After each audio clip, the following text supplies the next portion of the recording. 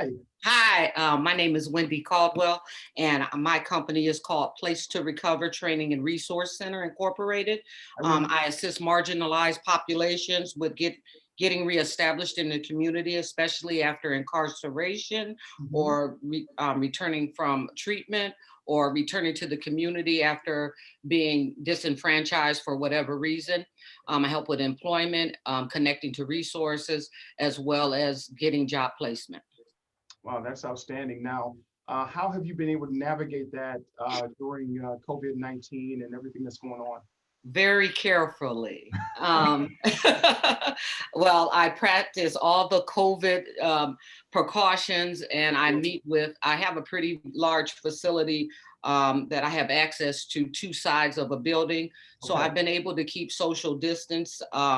But with this population, it's really important to do face to face Hmm. because they don't have access to the internet. They don't have an understanding of how to do online applications. It's difficult to get connected to resources, especially with COVID. So Sure. we've been able to assist in that process. That's outstanding. Thank you, Wendy, so much for sharing. I'll go next. Okay. Hi. Hi, my name is Yolanda Churchwell, and I own the Business Assistance Group. It's a small business startup and consulting firm. And what I do is that I help minority and female entrepreneurs develop their ideas, dreams, and side hustles into Mhm. viable businesses. I provide consulting and support to product and service-based businesses to help them structure their operations to reach maximum profitability. I help them put standard operating procedures in place so that the solopreneur can focus on what it is they love to do and not the behind the scenes stuff. Wow, that is a fantastic elevator pitch. Thank That's you. wonderful. I heard that side hustle in there, and I believe this morning or either last night, Bloomberg News, I believe it's Bloomberg, has a really interesting article about minorities and their side hustles, and how you can actually leverage that and grow that portion of your business. So I think it's Bloomberg. If it's not, make sure that we have your contact information. You put it in the chat, and if I come across it again, I will definitely forward that to you. Okay, thank you so much. Sharing that's outstanding. Anyone else? Would you like to Uh, introduce my name yourself is and your Chris- company? my name is Christopher Stroud. My company is Christopher. Titan Elite Security. A little background on me. I retired after 15 years in the Army. Moved to Cleveland about 7 years ago. I've been in the automotive industry since then. Um, I decided to start up a security company. Basically, I see a lack of professionalism with most security that I come in contact with. I feel there's a need for that in Cleveland. So I'm looking to fill that need. I only have one employee right now. He's my operations manager, police officer, 15 years, security for about 30. But I feel like I'm in a really good spot right now. And I just wanted to get on the call and get all the information I could. So Yeah, thanks for sharing. And I agree with you. There's a need for that in Cleveland and Greater Cleveland, so especially now. So make sure we have your contact information because I know that periodically, one of the things that happens in our office is we get information on bids, RFPs, RFQs before they actually, hit the business community. Many times, major employers will ask us. They'll say, "Hey, Vaughn, do you know of a minority-owned security company?" So it's good that we have everybody's information so that when these opportunities come about, again, we can better position you. So thank you, Christopher, for sharing that. thank you. All right, anybody else? Good morning, Yes, I'll go. My name is Jace Holmes. I Jace. am the founder and owner of Holmes Platinum Tax Services.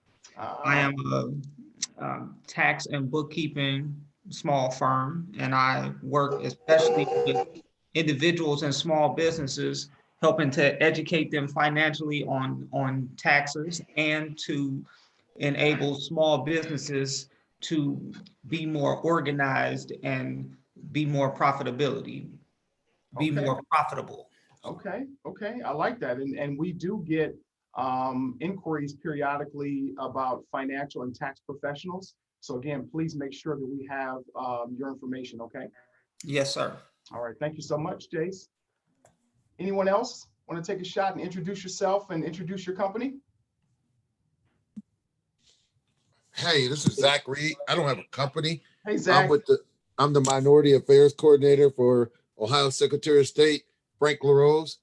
And first of all, on behalf of Frank LaRose, I want to thank everybody because I know everybody on this line voted yesterday or last week or whenever, but participated in the election yesterday and made sure that Ohio stood strong. Right now, we're over 5 million people that have already voted. So we're still counting up ballots and things like that. So that's one of the first things that we do at the Ohio Secretary of State's office. But I am the Minority Affairs Coordinator for Ohio Secretary of State, Frank LaRose. And my job is to assist minority businesses that would like to expand or to get their business up and going. So I'll put my information in the chat box for anybody who would like to contact me for anything as it relates to not only getting your business started, expanding your business, or any way that the Secretary of State's office can help you to get your business up and going. Thank you, Zach. Zach's being a little bit modest. If you don't know who Zach is an icon in Cleveland and throughout the state of Ohio, former city council person for, I don't know, was it 16, 18 years, former mayoral of Cleveland candidate. Zach is iconic. I know Zach, I know his work. He's definitely somebody you want to align yourself with. So Zach, thanks for joining us and thanks for the update. All right, is there anyone else who you want to introduce yourself and your company? Good morning, I'll go. Hi, good morning. Good morning, my name is Courtney Cheers. I'm located in Lorain, Ohio. I'm the owner of Grammar Before Glamour, LLC. It might get a little loud in here because I'm doing double duty. Okay. Under the umbrella of my company, I operate as an educational reinforcement specialist. So I take students, I'm an educator who transitioned outside of the classroom. So I provide educational reinforcement, content enhancement, and content development assistance. And I also run Poised Pupils Premier Preschool, which is why you hear the voices in the back. So yeah. That's very nice. Thank you so much for sharing that. I appreciate you coming on with the kids in the background too. So make sure we have your information, okay? All right, thank you so much. Is there anyone else that would like to introduce themselves and their company this morning? Yes, my name is April Jones. I live in Elyria, Ohio. My company's Kingsman Staffing. We're a staffing company that focuses on manufacturing, construction, and general labor industries. We help companies recruit and hire employees to fill positions on a temporary or permanent basis. Thanks, April. And I think you might be joining us a little bit later as well. Yes, I will. Thank you so much. Okay, anyone else? Would you like to introduce yourself and your company? Good morning. This is Naomi Wine. Hi, Naomi. Actually, I think I'm a little early. I am a Sandusky City Commissioner, and we have a meeting coming up at 10. So just wanted to introduce myself at this point. All right. Thanks so much. Yes, thank you. Sure, no problem. Again, my name is Vaughn Johnson, if you're just joining us, and I am the director of the Minority Business Assistance Center at the Urban League of Greater Cleveland, as well as the Lorain County Urban League. And this is the segment of our pre-certification workshop. While people are still registering and logging on and working through any technology issues, we like to use this time as an opportunity for businesses to introduce themselves, introduce their companies, what they do. And the reason we like doing that, and we found value in that, and so have the business owners, is number one, it helps us to better understand what you do and where you are and what stage you are in your business so that we can better position ourselves to assist you. Also, we found that many of these business owners will create synergies by sharing what they do on this call. Business A may be looking for business B may be looking for business C, and so on. So we found that when you take a couple of minutes just to introduce yourself and your company, there's usually some value in that, and there's definitely value in it because we can better position you and help you with your company. So thank you for those that have introduced yourselves and your company, and others on the call. We appreciate you. There's a lot of people logging in this morning, And I really like to see that. This should be a really good workshop this morning. I'm excited to get started. And we're going to be getting started in just about 15 minutes. And we've got a time for maybe just a couple more before we have some updates. So if there's anyone that would like to introduce yourself and introduce your company, this is your time to give us your elevator pitch. Anyone? I will introduce myself. My name is Elizabeth Bevel. Hi. How are you? My company is Ohio Environmental Testing and Consulting. We do risk assessments, a lead-based paint risk assessment, and I'm also a lead-based paint contractor, abatement contractor. Okay. Yes. Well, thank you for that. And I know we are working with the city of Cleveland on some initiatives.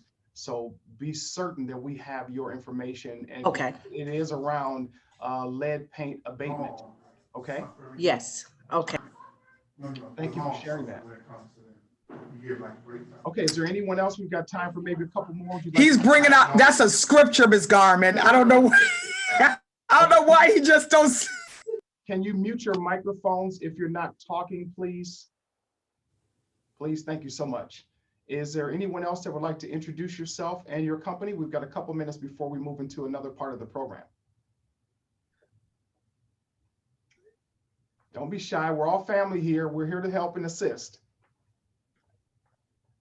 All right.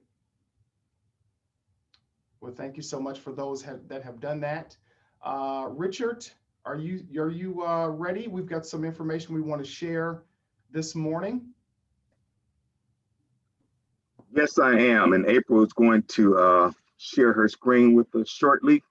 So we'll be ready to. So let me introduce Richard Brown is one of our business advisors at the Minority Business Assistance Center. And we've got a really exciting opportunity that he's going to share with you. And April's going to bring up her screen and I'll turn it over to you now, Richard. Thank you, Vaughn. Good morning, everyone. And as Vaughn said, my name is Richard Brown and I am business advisor with the Minority Business Assistance Center with the Urban League of Greater Cleveland. And we just want to welcome you all to our pre-certification workshop on today. It's going to be a great workshop. We're glad that you're here. We have some great information for you. And as Vaughn said, we're going to start off with our pitch competition 2020, our 6th annual pitch competition. And this competition is open to all small business owners and entrepreneurs in the greater Cleveland area and beyond. And it's a great opportunity for you to win cash prizes. We have cash prizes over $10,000, services. In order for you to apply, it's on behalf of the Urban League of Greater Cleveland and our Entrepreneurship Center. In order for you to apply, you need to submit a 60 to 90-second video detailing how you've been able to adjust your business during this time. I know COVID has been difficult for many of us, but we want to hear your story. We want to hear your story, and we're just asking you to submit a 60 to 90-second video. Share your story with us. Tell us how you've been able to pivot your business. Have you come up with a new product idea or innovation or technology? How have you been able to assist the community during this time? Let us know your story. Again, like I said, we're just asking for additionally a 60 to 90-second video. The application started on October the 21st. The application deadline is closing soon on November the 7th. So you still have time to submit your video. Again, it's a great opportunity to win cash prizes. Our first cash prize winner will be $10,000. Second place is $5,000 and the last is $3,000. So there is money and services. You'll be able to become a candidate for our UBIZ loan fund if you need additional funds or access to capital. So it's a great opportunity. So we encourage all business owners and entrepreneurs to apply.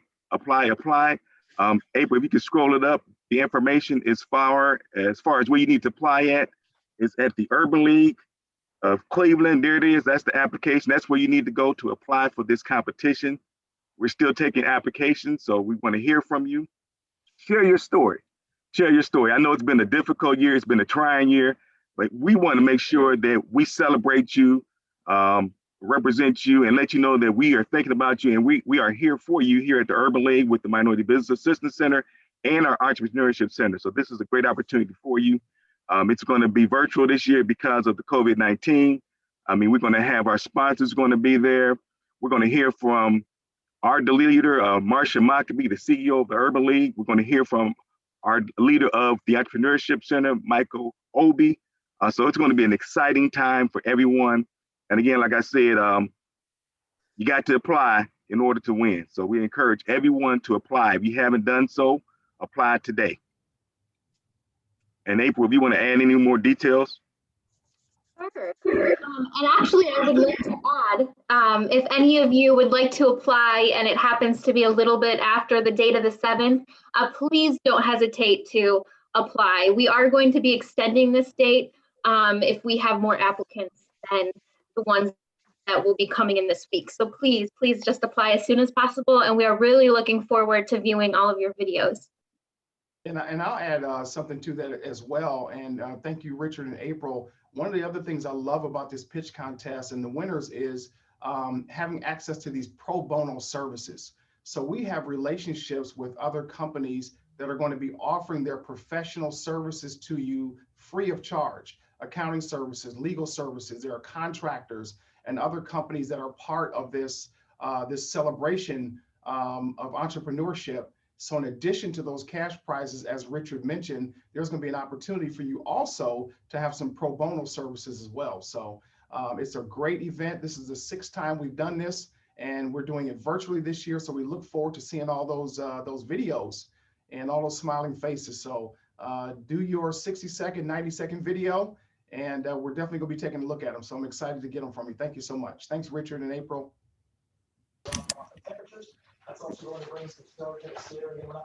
Okay, so we're going to start in about 10 minutes.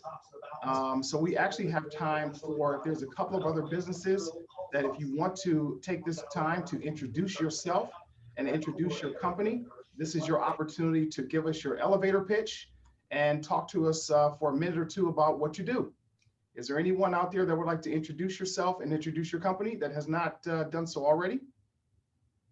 And I see there are still many people logging in. We're going to have looks like a pretty full workshop today, which is fantastic. We've got some great speakers and presenters and some other information to share. So again, my name is Vaughn Johnson.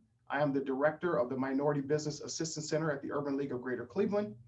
And we use this time before we start at 10 o'clock for businesses to introduce themselves and their companies. We found that many times, the more that we know about you and your company, we're better able to position and assist you with what you're trying to do with your company, as well as other companies that are on the call, building some synergies and collaborations and other relationships. There may be a bid or RFP, RFQ, or something that you want to respond to, and you can actually collaborate maybe with somebody on this call that's looking for a company just like yours.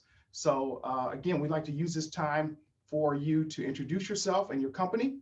If you'd like to do that right now, here's your opportunity to do so before we start in about 8 minutes. Anyone? Hello, my name is Samantha Garner, and I am Samantha, the assistant manager of Archie's Health Bakery in Cleveland, Ohio. We're just getting into this part of our business and getting more information about how to get certified. So, thank you. thank you, Samantha. Archie's Health Bakery, I'm very familiar with them. If you grew up in Cleveland, you know Huff Bakery. You know Archie's Huff Bakery. If you grew up in Cleveland, you know, one of my favorite things my dad would bring home from that bakery is that cinnamon raisin bread. It had the cinnamon swirl with the raisins in it. Man, we put that stuff in the toaster with some warm butter on that. That would be our breakfast, a loaf of that bread. So hopefully, Samantha, you're still putting out that cinnamon raisin bread. We're looking forward to doing it for you. That sounds good. Thank you so much.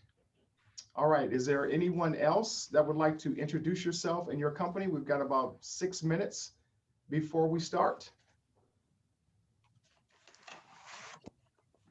All right. I see there's still several people logging on, which is fantastic. That is outstanding. One of the things that we do at the Minority Business Assistance Center is we assist you with reviewing your business plan. And the last time we did one of these workshops, I talked about a SWOT analysis, SWOT. If you don't have a business plan, if you have a business plan that needs to be revised, if you don't have a SWOT analysis, and if you're not sure what that is, please make sure you reach out to us so that we can review that with you, help you assemble that so you can better position your business as you continue to go forward. And since we were talking about elevator pitches, I want to throw something out to the group to see if you can help me with this answer. So one of the things I love about when people give their elevator pitches, it helps to position their business. And one of my favorite companies is Disney, the Disney Corporation. And Disney has an elevator pitch also. Is there anyone that can tell me what Disney actually sells? What does Disney actually sell? And if you know the answer, don't say it. You may have been on a previous call, but if you don't know it, tell me what Disney sells. Is it an experience? Oh, that's a great answer. That is a great answer. And that's actually part of the answer, but they actually have one word that they use to share what they actually sell. Is it magic? That is correct. Who said that? Wendy. Wendy, that is right. Wendy, did you go to the are you a graduate of the Disney Institute? I am not. I just love Disney. Okay, then you know that is absolutely right. So the reason I brought that up is when you work on your elevator pitch and you talk about your company, think about what differentiates you from your competitors. What's your value proposition? Why should somebody do business with you versus somebody else? And Disney kind of surmise that into one word. So it's the experience, it's the fun, it's the enjoyment, it's all of those things, the family time, and they summarize it by saying, we sell magic. That is absolutely right. Okay, I have one more for you before we start. What do Boston Market and KFC sell? And I'll give you a hint. It is not chicken. What does Boston Market and KFC sell? And it is not chicken. And this is actually part of their elevator pitch. Anybody want to take a shot at what Boston Market and KFC, what they actually sell? You know what it is. What do you go to Boston Market for? What do you go to KFC for? Yes, you go for the food, but what is it really giving you? If you're not sure what that is, here, I'll give it to you. They actually say that they sell time. They give you your family time back. They do that by providing these home cooked meals at a value oriented price so that you can have time back with your family instead of in a kitchen preparing a meal. So for $20, $25 or whatever that price is, you can feed a family of 4. But the main thing is they're saying that they give you your time back. So they're actually selling time. If you look at their marketing and advertising, they actually talk about that they're selling and providing you back with your time. So again, as you think about your elevator pitch, as you think about what your company does, if I was to meet you and we were out in the elevator and I said, hey, you know, what do you do? You should be able to tell me what you do simply in 30 seconds or less, or a minute or less, or however long before I get off that elevator on the next floor. And I just like to throw those anecdotes out there like that because major companies do a really good job, most of them, in creating an elevator pitch, and we can learn from those things from some of those major companies. So think about those things as you go forward with your business. And again, I want to thank everybody for being here this morning. We've got a bunch of people on the call, which is fantastic. I hope everybody is being safe and everybody's healthy. I want to echo Zach Reed's comments. Hopefully everybody was part of the voting process. And I'm sure that you were on this call. So thank you for that. And we're going to go ahead and get started in just a couple of minutes. And we've got a full program for you. So thank you everyone for joining us this morning. I really appreciate it.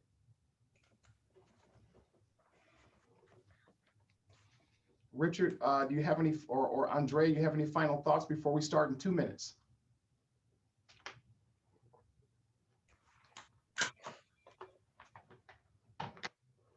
Okay. I'll take one more shot. We've got 1 minute left. Excuse me. And if there's anyone that would like to introduce yourself and your company, this is the last one. We have about 1 minute before we start. Here's your chance. Don't be shy. We're all family. We're here to help. All right, no worries. We're going to start in about 60 seconds. Again, thank you all for joining us this morning. It looks like we've got a pretty full house. We have a full agenda and some great speakers and programs that we're going to talk to you about. So thank you again for that. Thank you for joining us.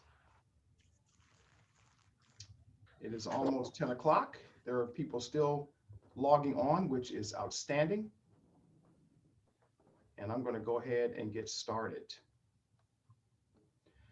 Okay, well, good morning, everyone. Welcome to the pre-certification workshop. My name is Vaughn Johnson, and I'm the director of the Minority Business Assistance Center at the Urban League of Greater Cleveland and the Lorain County Urban League. I'm joined this morning by my colleagues, Business Advisor Richard Brown, Business Advisor Andrea Boyd, and Program Coordinator April Needham, who also serves as a convener for our workshops. At this pre-certification workshop, our presenters will talk to you about the certifications that they offer and the requirements you need to help prepare you for certification. Now, we have two types of certification workshops each month. At the beginning of the month, we have a one-day pre-certification workshop, and this is what we're doing today. And then at the end of the month, we have a 3-day certification lab series where each presenter walks you through the actual online certification application. Now today, our workshop features a how to do business with segment with our partners and friends from Lorain, Erie, and Huron counties. You're going to hear from our presenters about some of the great things they're doing in our communities and the support and programs they offer to your business. You're also going to hear from some business owners today that are going to share some insights and best practices about certifications and why it's important to them and how they've been able to navigate this current environment that we're in. So let me share with you a little bit about what we do at the Minority Business Assistance Center.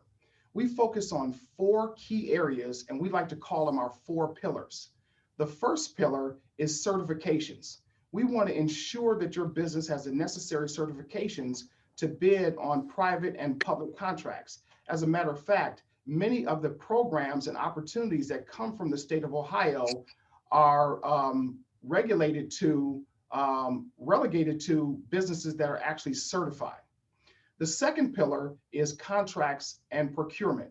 Our job is to connect you with opportunities to grow your businesses. We have resources and connections with most of the top companies, organizations, and agencies in all of Northeast Ohio. Cleveland Clinic, Tri-C, different cities, the healthcare industry, and manufacturing, and so on. We know those procurement officers. Our job is to identify opportunities for you, get you plugged into those opportunities and those relationships. The third pillar is access to capital through bonding and loans. We have a number of lending partners that we work with to ensure that you have the capital that you need to grow your business. Many times a business owner will win a contract, but then they find they need to have additional capital to support that contract. That's where we can come in and help. The last pillar is technical and professional assistance. We're made up of a team of experienced bankers, business owners, and executives. In all, we have over 40 years of combined business experience to help your business at every stage. Additionally, the Urban League of Greater Cleveland, we have a small business development center that focuses on business from ideation and startups. And we have an entrepreneurship center that offers many programs such as Becoming Bankable, that is a workshop series that actually educates business owners on the financial side of their business. And then we also just launched our own in-house UBiz loan fund. So in addition to the many lenders that we have partnerships with, we now have our own in-house loan fund that we can position you for a loan internally. Combined, our entrepreneurship center has over 100 years of business experience, and we want to share all that experience with you. So now at this time, I'm going to turn it over to April Needham, who's going to go over some ground rules for our workshop today. April? Yes, good morning, everyone. Once again, my name is April Needham, and I am the program coordinator here at the Minority Business Assistance Center. And I would like to go over a few things with you. If you go to the bottom of your screen, next to the share screen button, it says more. If you click on more, there is a chat option. If you click on that chat box, a chat box will open up and you'll be able to see everybody's messages. That is how we're going to communicate through this workshop today. So if you could please make sure that your chat box is open, that would be wonderful. And also, if you could please be conscious of your microphone and please make sure that it is off when someone is speaking, as we do have many people in the room. Other than that, are there any questions that I can answer for any of you before we get started? No? Okay, perfect. Well, with that being said, we are then going to start with our first speaker for today. His name is Tony Gallo, and he works for the Lorain County Chamber of Commerce. Welcome, Tony. How are you today? I'm doing well. Hello to everybody. It was fascinating to listen to everybody's different businesses, and I'm glad to be here. I'm glad that Paris asked me to speak a little bit too. Vaughn talked about doing an elevator speech. A lot of people don't know what a Chamber of Commerce does, or why they should actually belong to one, or why they're even around. But I will tell you, I've been at the Chamber. I'm president of the Chamber. I've been here 17 years. And basically, we act as a promoter and a supporter of all businesses. And Lorain County is, I guess we're lucky because we do have a county chamber as opposed to individual ones. And there are some smaller chambers here located in Lorain County. I'm a Lorain boy, born and bred with family in Lorain and Elyria. So those two cities have a good majority of our businesses here in Lorain County, and I'm glad to be able to be a supporter of all those businesses too. So anybody out there from Lorain, I'm an Admiral King graduate from way back in the day, and still very Lorain proud. But one of the things I do want to tell you about that the Chamber has done, COVID-19 sort of turned our business model up on its head a little bit, because normally we would be the place where small businesses and businesses would go to actually network, get the word out that that your company exists. We would help with any economic development problems that you might have. We act as a liaison with your local municipalities if you're looking for expansion or retention, any tax breaks, that kind of stuff. But obviously, COVID-19 sort of changed the game plan here. And one of the first things that we did do once all the shutdown hit was we actually started a grant program. So we actually started this with a couple of our philanthropic organizations based here in Lorain County. Jumpstart also was a huge supporter of this program too.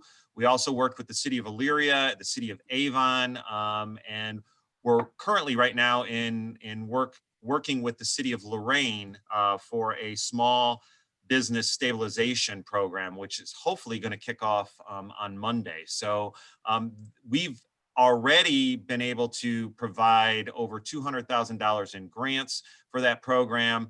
There is going to be about $250,000 from the city of Lorain that will be added to that program too, in a different form. Theirs is going to be a forgivable loan because it's using some HUD dollars. But we're excited to be able to work with the small businesses.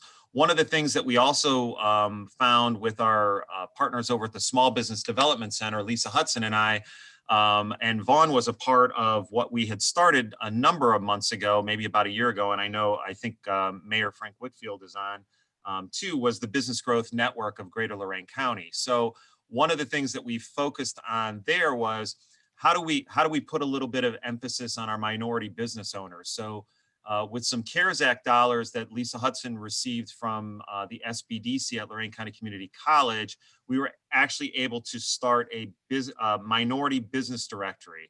And I'm actually going to put the link in the chat box there. Any of the Lorain County businesses, if you are not listed on that, please make sure you go to that link, add your business as a minority business owner to make sure you are listed there. We are using the larger sense of minority, so you actually can list whether or not you are African American, Hispanic, women-owned, veteran-owned, LGBTQ, disabled, and because Lorain County has such a diverse population from the north side of Lorain County and the southern side, we also list our agricultural and rural entrepreneurs on that too. So you can be listed in more than one category, but we are focusing on trying to get that information out to anybody and everybody. Much like Vaughn said, there are a lot of people out there who are looking to do business with some of our minority businesses, or at least spread the wealth around. So I think this is a great way for us to be able to promote those businesses. You don't have to be a member of the chamber, but you do need to be a member. Your business does need to be based in Lorain County. So that's one of the focuses that we're really trying to put an emphasis on, especially now that COVID is out there. I will also say that Lorain County is very heavy in manufacturing. We just got out of October. October is traditionally manufacturing month. We did a virtual promotion of our local manufacturers. And all these manufacturers are working hand in hand with our local school systems. Lorain County actually has 16 different school districts. And it's really important for our manufacturers to know that these students that are graduating from our different high schools realize that there are parts of Lorain County that actually have about 20% of our jobs are manufacturing based. And as some of you know, the boomers are retiring in record numbers. And in order for us to refill these jobs, we need to focus on these up and coming emerging workforce groups. And these would be the kids from the school. So we actually were able to do, normally we would go into the schools during manufacturing month. We actually did this online this year, and we still had a really good turnout for that. So besides our JVS and the Lorain school system, which actually has their own career services, we actually had a lot of the other school districts participate too. So I think it's key that we realize that not everybody has that trajectory to go to a 2-year or even a 4-year degree. We also work with Lorain County Community College for certifications too. And they are working really hard with the Lorain County Manufacturing Sector Partnership to make sure that even if you don't have a degree, you can get a certification. A lot of what they're offering at Lorain County Community College are certifications that are zero cost to anybody who wants to attend. So what you're going to hear a lot about are less about high school diplomas and college diplomas and certifications, because a lot of these employers out there really only care how much information you have in particular certification areas in order for you to be able to do the job that they need done. So I think that's really key. And we're also going to be working with the Lorain County Manufacturing Sector Partnership on something that they called the Learn and Earn model for their scaling apprenticeships. So again, you can go to school, get a job, and basically have your school paid for and make money at this job all at the same time. And that would go again for emerging kids coming out of school, as well as people who are looking to transition into another job. So I'm looking forward to actually take part in this afternoon's Jobs Ohio Inclusion Grant Program, which is later today. I'm sure Vaughn is aware of this as well too.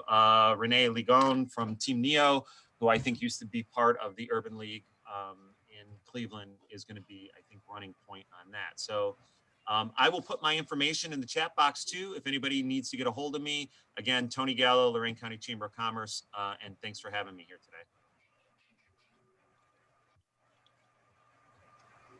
Thank you, Tony, so much for being here with us today. I can take any questions if anybody had any, but I just don't want to knock you guys off of your. Respected sir, good day for all of candidates. Can you provide this certification, this webinar, or more your certification free of cost? If provided, yes, please will provide us a link on your website. Thanks. Yeah, I will look for that information on Lorain County Community College's site, and I will put it in the chat box. And everybody knows how to save your chat, correct? I don't know if you don't, those 3 little dots that are at the bottom of the chat allows you to actually save that chat, so you get all that information with you before you leave. Yes, thank you so much, Tony. Those 3 little dots at the bottom there, you can save your entire chat, so you don't have to copy and paste it into another document. Do we have any questions from Mr. Gallo before he is done with his portion?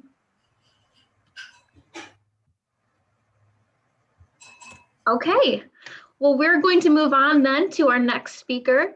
I would like to introduce to you the Mayor of Elyria, Frank Whitfield. Hello, Frank, how are you today?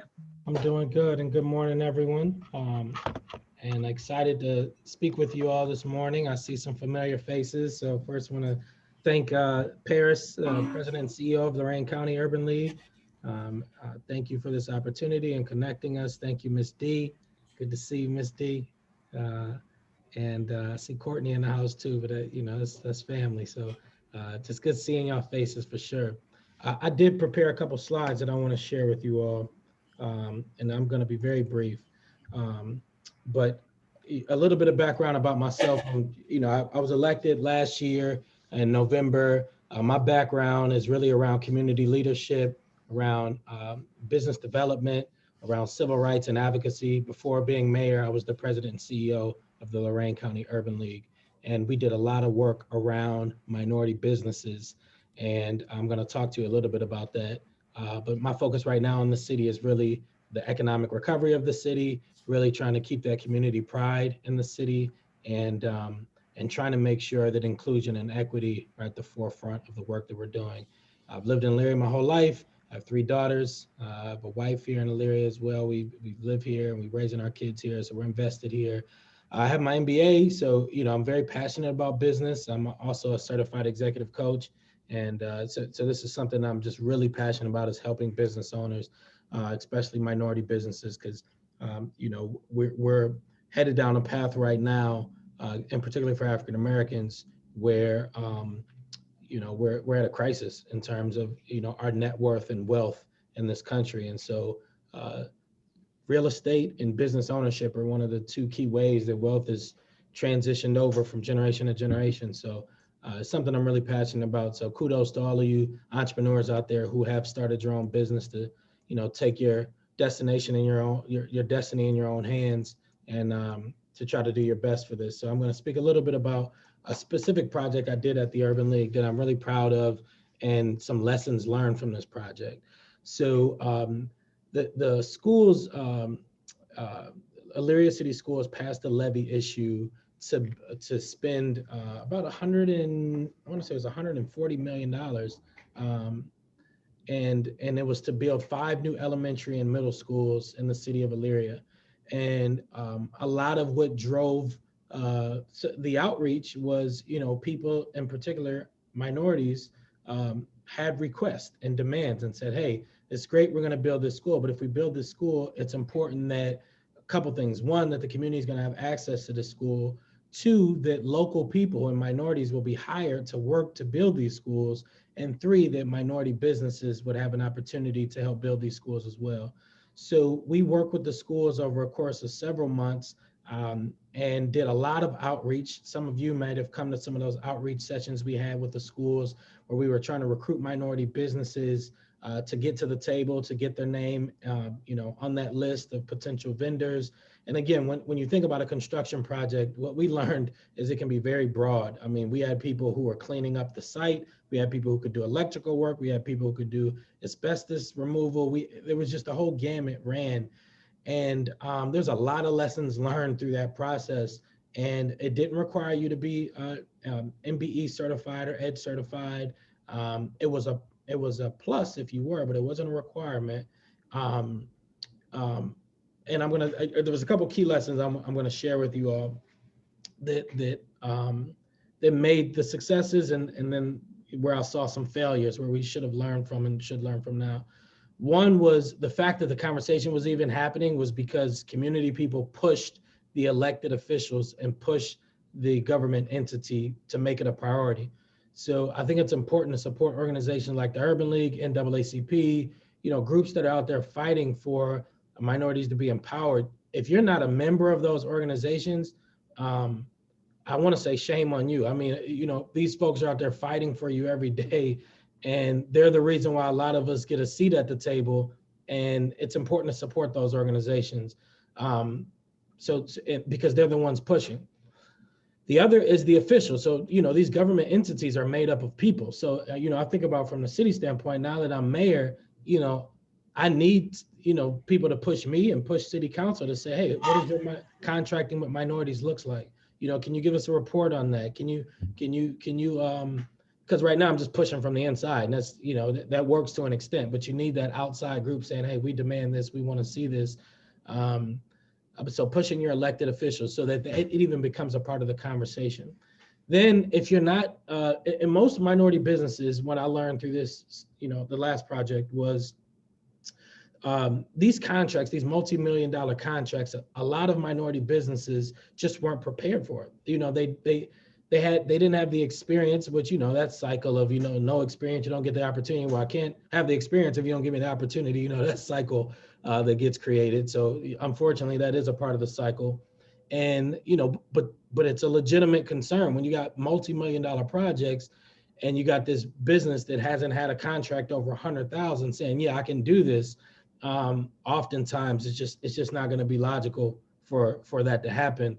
So you have to then push the prime contractor, the folks who are getting the contract to say, hey, I see you got this multi-million-dollar contract. You're going to have to sub out some of this work. You need to sub out with me. You need to look at my firm and again, push the public entity. That's what we did with the schools. They forced the prime contractor to identify minority and local businesses. So when the main contract was applied to the main prime contractor, there was an expectation from day one, you're going to connect with minority businesses and find a piece of your project that you can contract out. So the funnel started, it didn't start big. So my goal was for the funnel to start this big, the funnel to be, 100 minority businesses, and then 50 get through that, and then maybe 20 get a contract. Unfortunately, the pipeline started with 20 or so minority businesses. And then when it came time for contracting, it was about 3 minority businesses, and only one of them survived to the end and actually got a contract and did work on the site. So I think, one of the pieces, the last piece of keys that I see that I want to share is don't wait to the opportunity to be prepared. I felt like so many folks were showing up to that meeting and we were trying to prepare them at the same time the opportunity was there. And it was chaotic. I'm sitting there trying to slow down the one group's process so that the minority business could catch up. And it was things that they could have already been working on with the SBDC, with the Minority Business Assistance Center, with PTAC. So that's why I want to encourage you all to start working with them now. Start getting all that stuff in order now. So when the opportunity comes, you're not trying to prepare for it, you're already prepared for it. And that minority business that did get a contract, because the others had fallen off, that business ended up pivoting and getting other contracts. Like they went in the door thinking they were going to do one thing and ended up getting contracts doing 3 and 4 other things on that site and made a decent chunk of money. So once you're in the door, it's so much easier to get more opportunities. So those are some of the keys from that experience. And I hope you learned something from that. I hope that was meaningful to you. And I'm open for any questions you may have. Thank you so much for being here with us today, Mayor Whitfield. Does anyone have any questions? I'm trying to stop share. I don't know how to stop my share. Oh, there we go. There you go. You got it. Well, get ready, y'all. That's the key. Prepare now. Prepare now. Get it ready now. Prepare now. And support local urban leagues.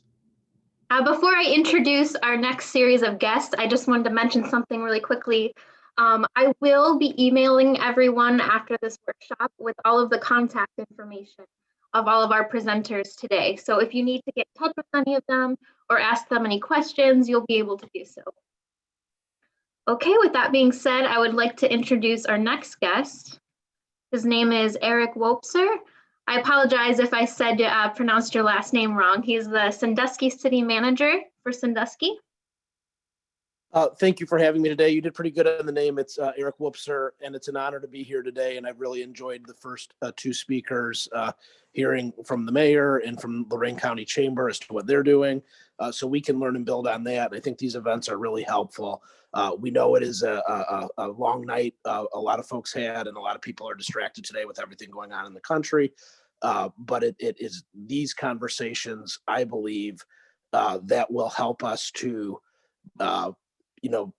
move forward in each of our communities, and really help ourselves at the local level while we sort things out at the state level and the federal level. And that's really what we've been trying to do with partners in the city of Sandusky. And I believe a few of my commissioners, Blake Harris and Naomi Twine, who are, I think, are also participating today.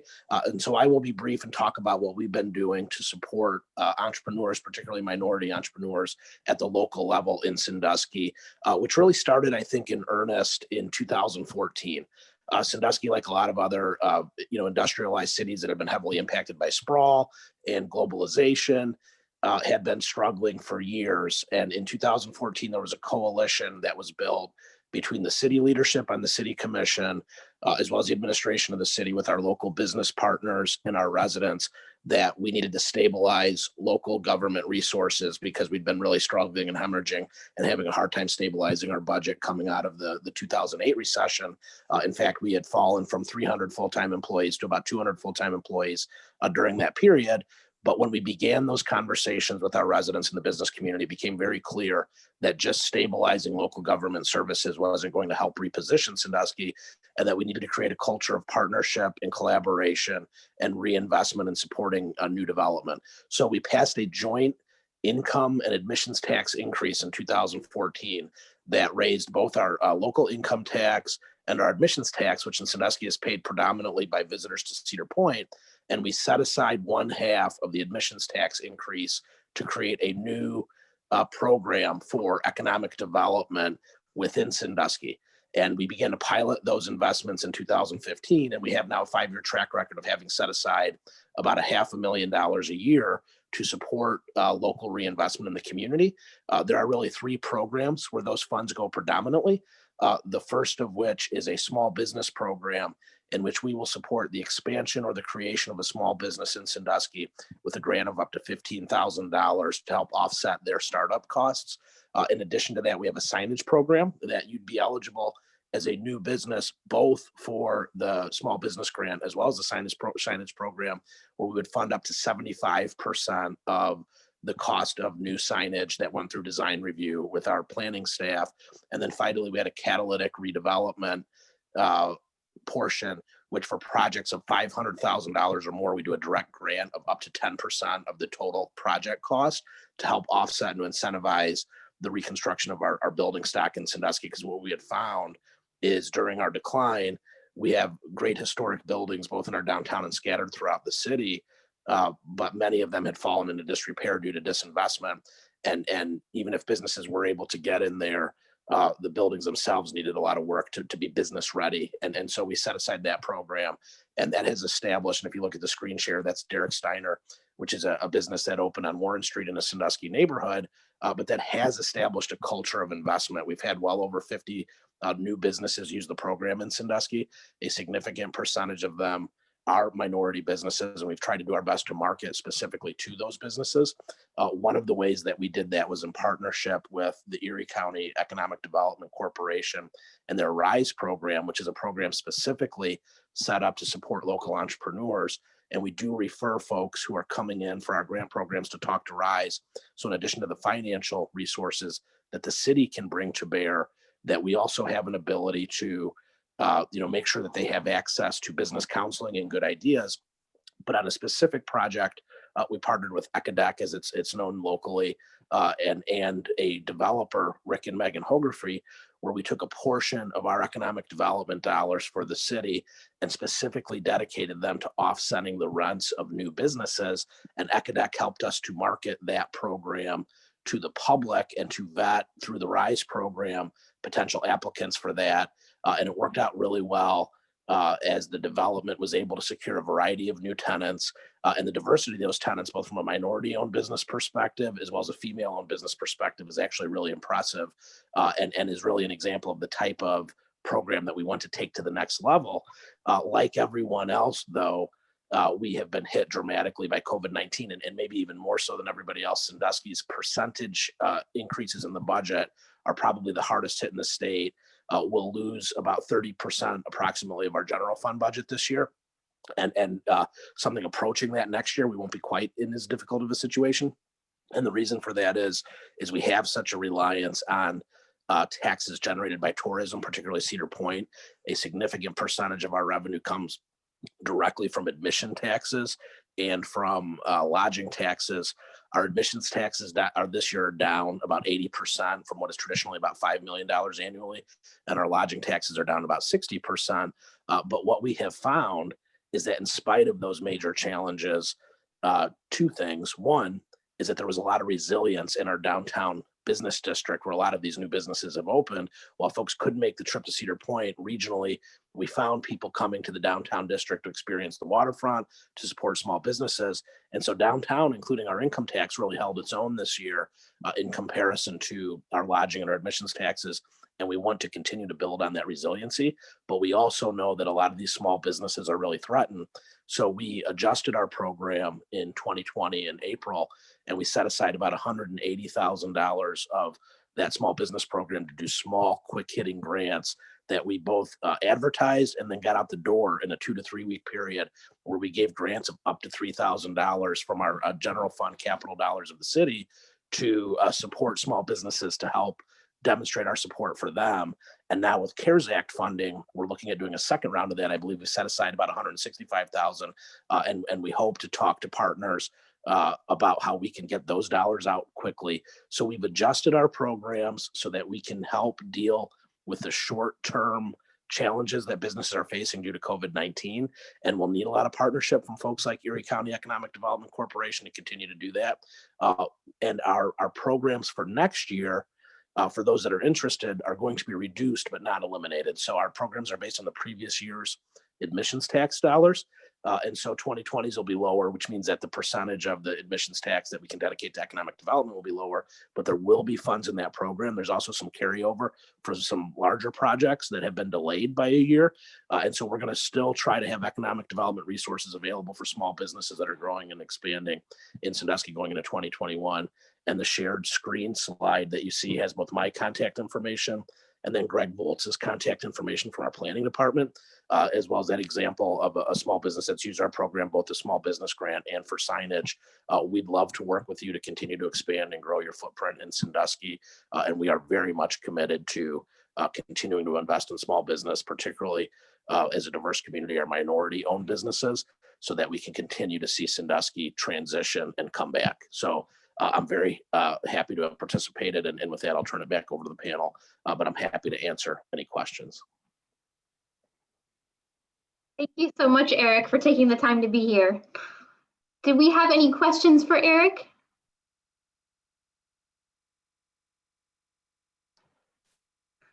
Well, all of you have been so thorough so far this morning. Nobody has any questions. I got a question for Eric. There we go. This is Zach Reed from the Secretary of State's office. The 1%. Hey there, Zach. Hey, Eric. The 1% that you set aside for the emissions tax, and how much money goes into the grant fund or loan fund, and is there an amount? Yep. Is there a cap on how much a small business can get? Yeah, so right now we charge a 4% admissions tax on tickets purchased within the city. And so 1/8 of that, or 1/2 of 1%, is dedicated to economic development activities. And that has averaged out to be about $500,000 a year. It's actually about $550,000 a year is what it has historically been pre-pandemic. But we've set aside $50,000 of that $550,000 towards marketing activities so that we can market Sandusky as a place to do business. But that other $500,000 is dedicated, and we do it on a rolling basis. The city commission appoints an economic development review committee that Commissioner Twine sits on.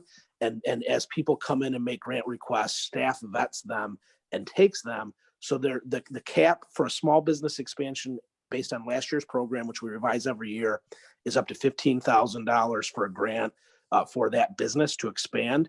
But again, we also have a signage program that they can layer onto that, or if they're making an investment or their landlord is making an investment of up to $500,000 or more, they'd be eligible for larger grants that would be based on the renovations to the actual real estate itself.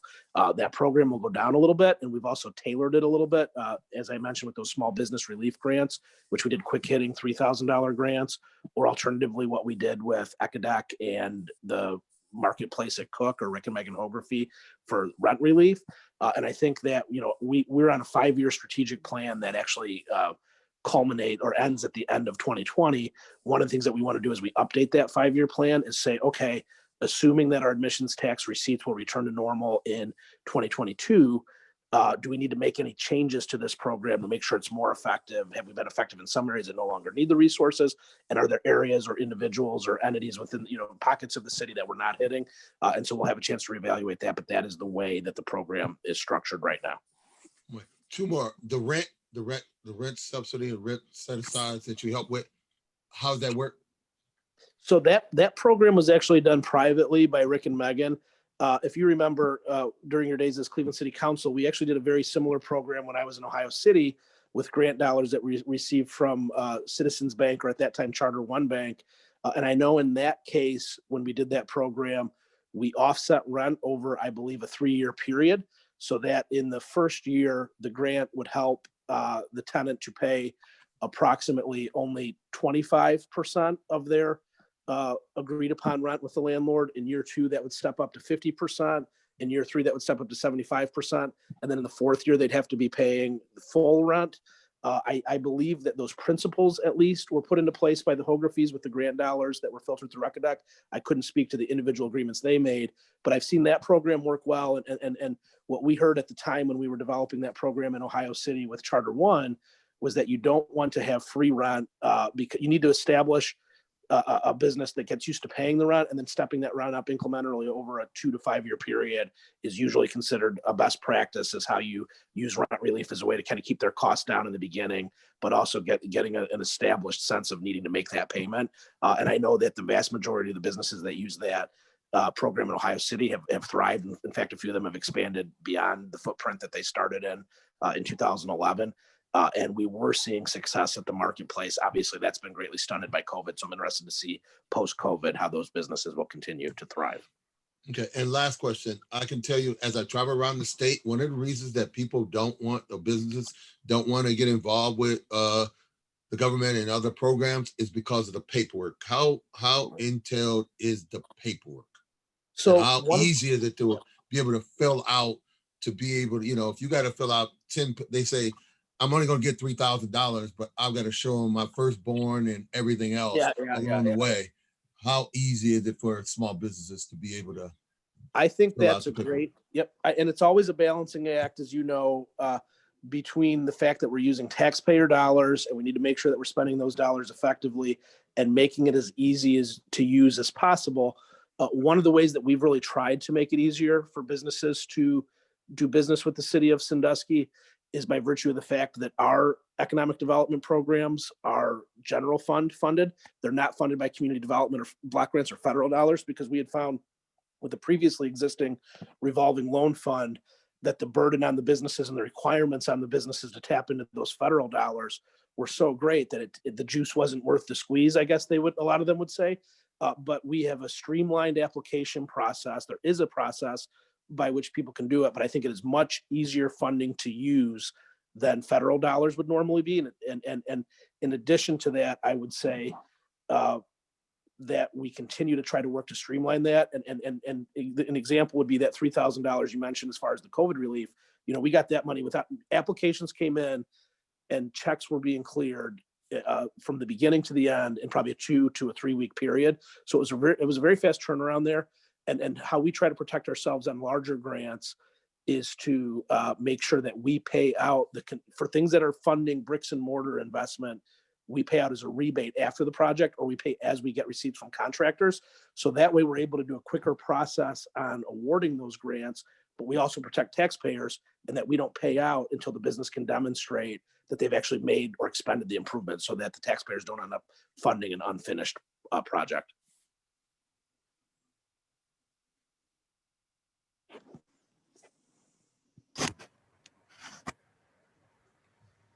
Awesome, thank you so much. Are there any other questions for Eric?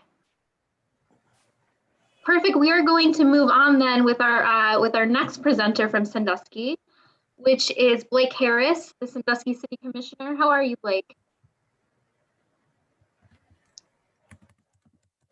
Hi there, I'm doing what? Yeah, I apologize for the delay. Oh, that's okay. I'm doing. To see you there.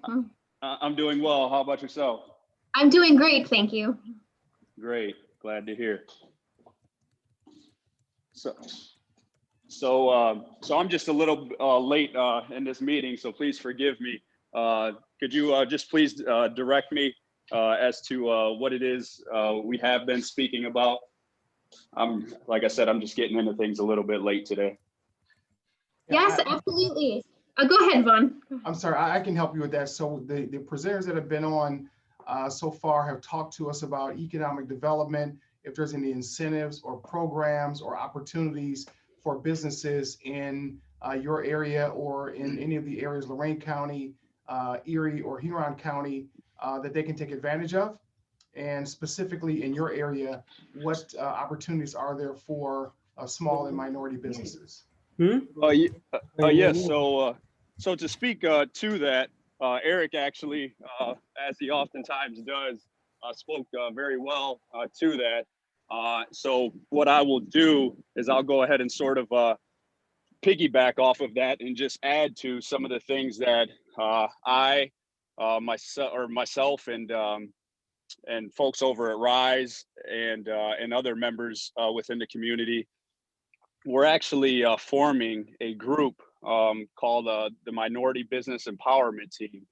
And so we've had several meetings over the last few months, and what our goal is to focus primarily on the development of of minority businesses, not only providing certain educational tools, as well as making information more intentional and more accessible, but also finding ways to create and generate funding that is specific to minority businesses. And ultimately, if we're able to go ahead, when we're able to go ahead and develop this, our hope is that perhaps since we will have minority businesses applying for these specific grants in the future, that may also free up our current grant money that we provide year in and year out. So I mean, any other questions I'd be more than happy to answer.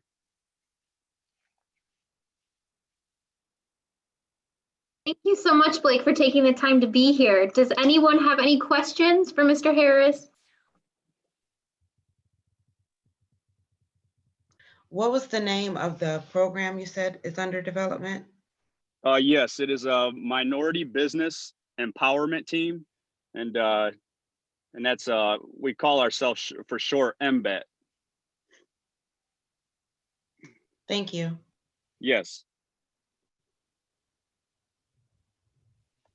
Okay, we are going to move on to our next presenter as we're running a little bit low on time here. Our next presenter is Naomi Twine. She is also a Sandusky City Commissioner. Thank you for being here, Naomi.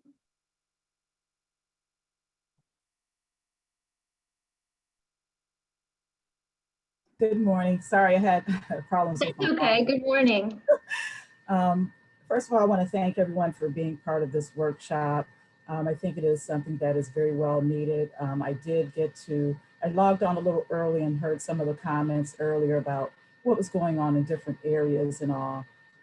As being an elected official here in the city of Sandusky, I came on commission about just before Eric Whoopser was hired as the city manager.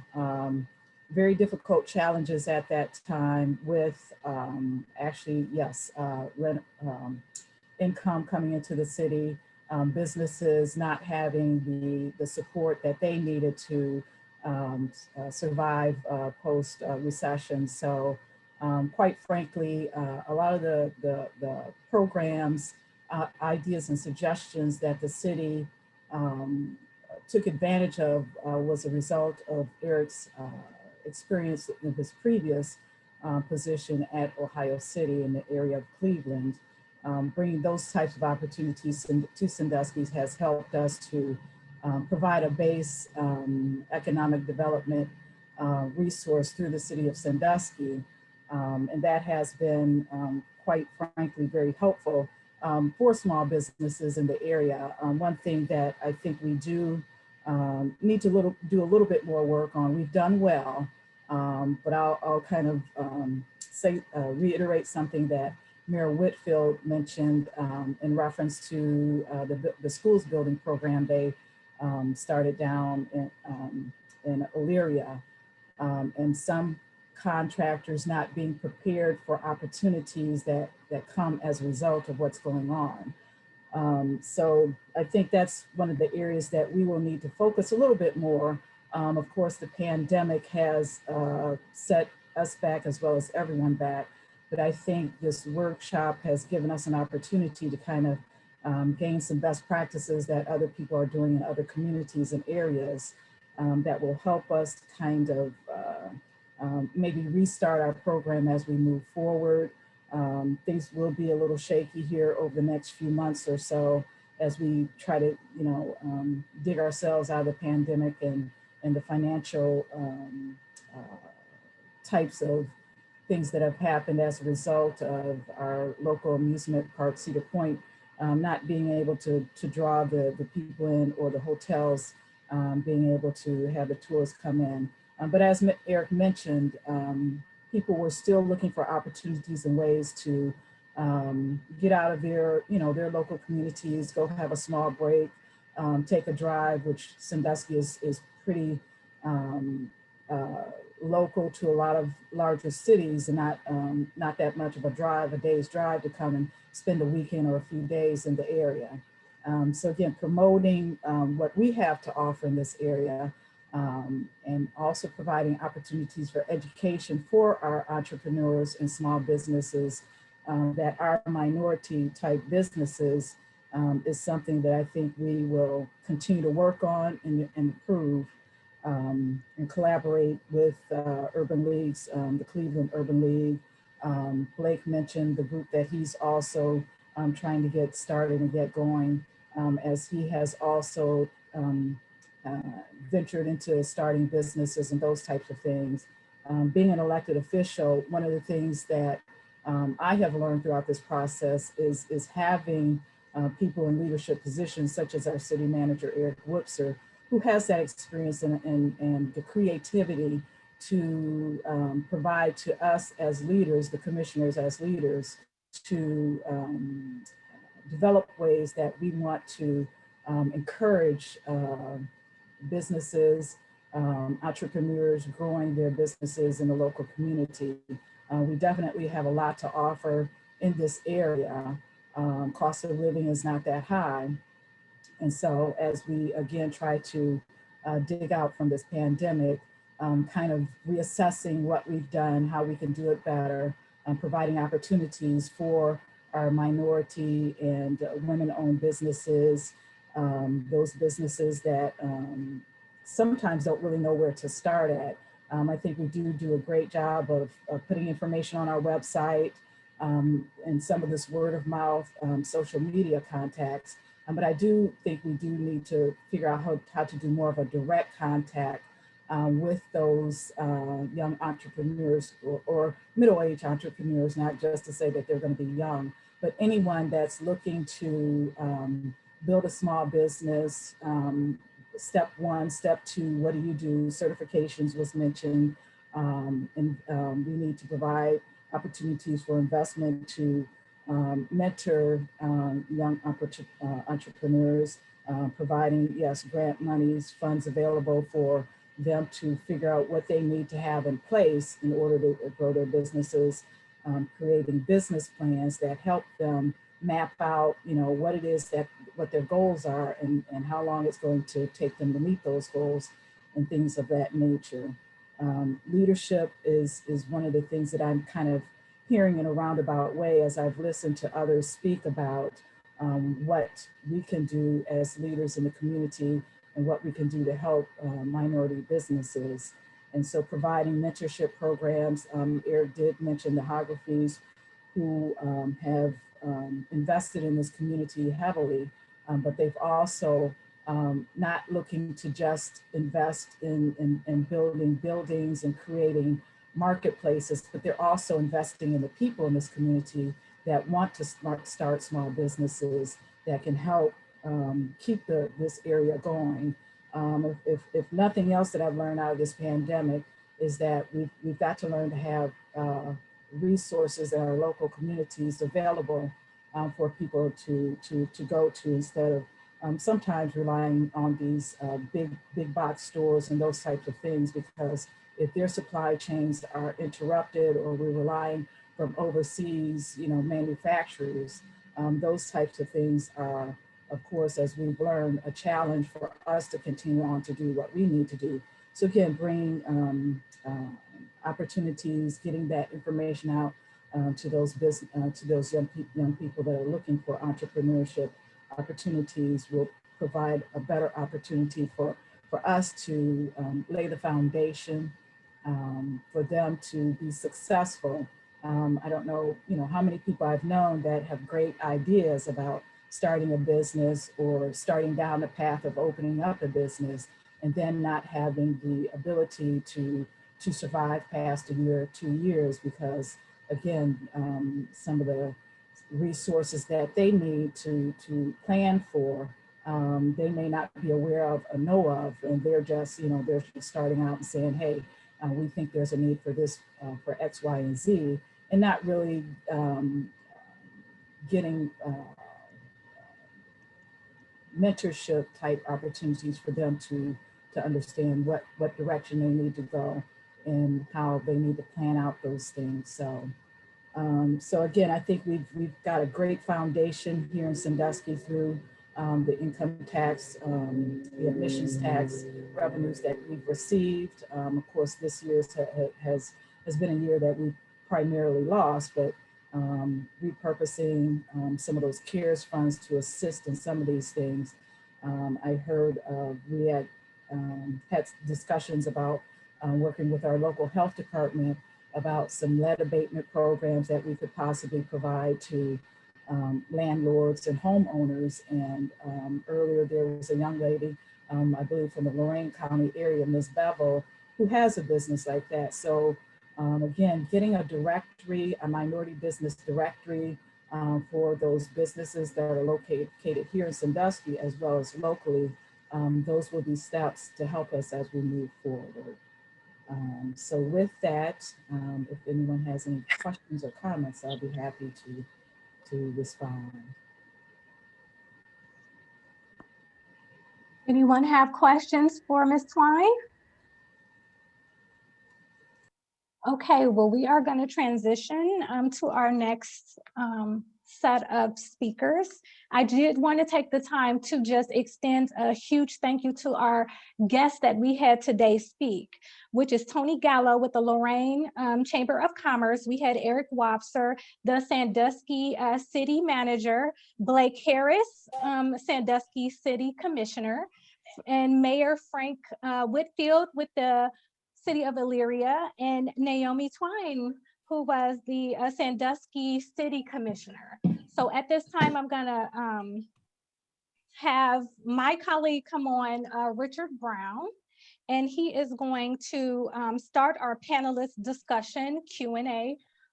Richard, at this time, you can start. Thank you, Andrea, and we thank each and every one of you, all of our business owners here today, just for taking this time out. There's a lot of great information. And I would just like to say, I know it's a lot of information, but this is being recorded and you will get the recording so you can look back at this information and process it at your own leisure, because at the end of our workshop, this recording will be made available to everyone. At this time, we're excited to have our panel discussion. And today, our panelists are Patty Abrigo, Trina Badeko, I hope I'm saying it right, and April Jones. So I'm going to ask each one of them to introduce themselves and tell us about their business. And also, if you are already certified, let us know what type of certification you have. And if you don't have a certification, let us know why you are interested in becoming certified. And in that order, Patty, you can go first. Hi, I'm Patty Abrigo. I'm a physical therapist, and I started a mobile private practice in Huron, Erie, and Ottawa counties, serving, providing physical therapy and wellness services to the community. And this was started a couple of years ago. During the quarantine back in March, I had participated in this pre-certification workshop. As a minority business owner, I thought it would be a good opportunity for me to grow my business and become connected with other minority businesses in the area as well. So I did go through the process with Richard, and we had a one-on-one meeting. It lasted probably over an hour, and he was very helpful in helping me with the whole start of the process. I had put everything on hold as far as becoming formally certified because I wasn't really sure if my business was going to continue through COVID and everything.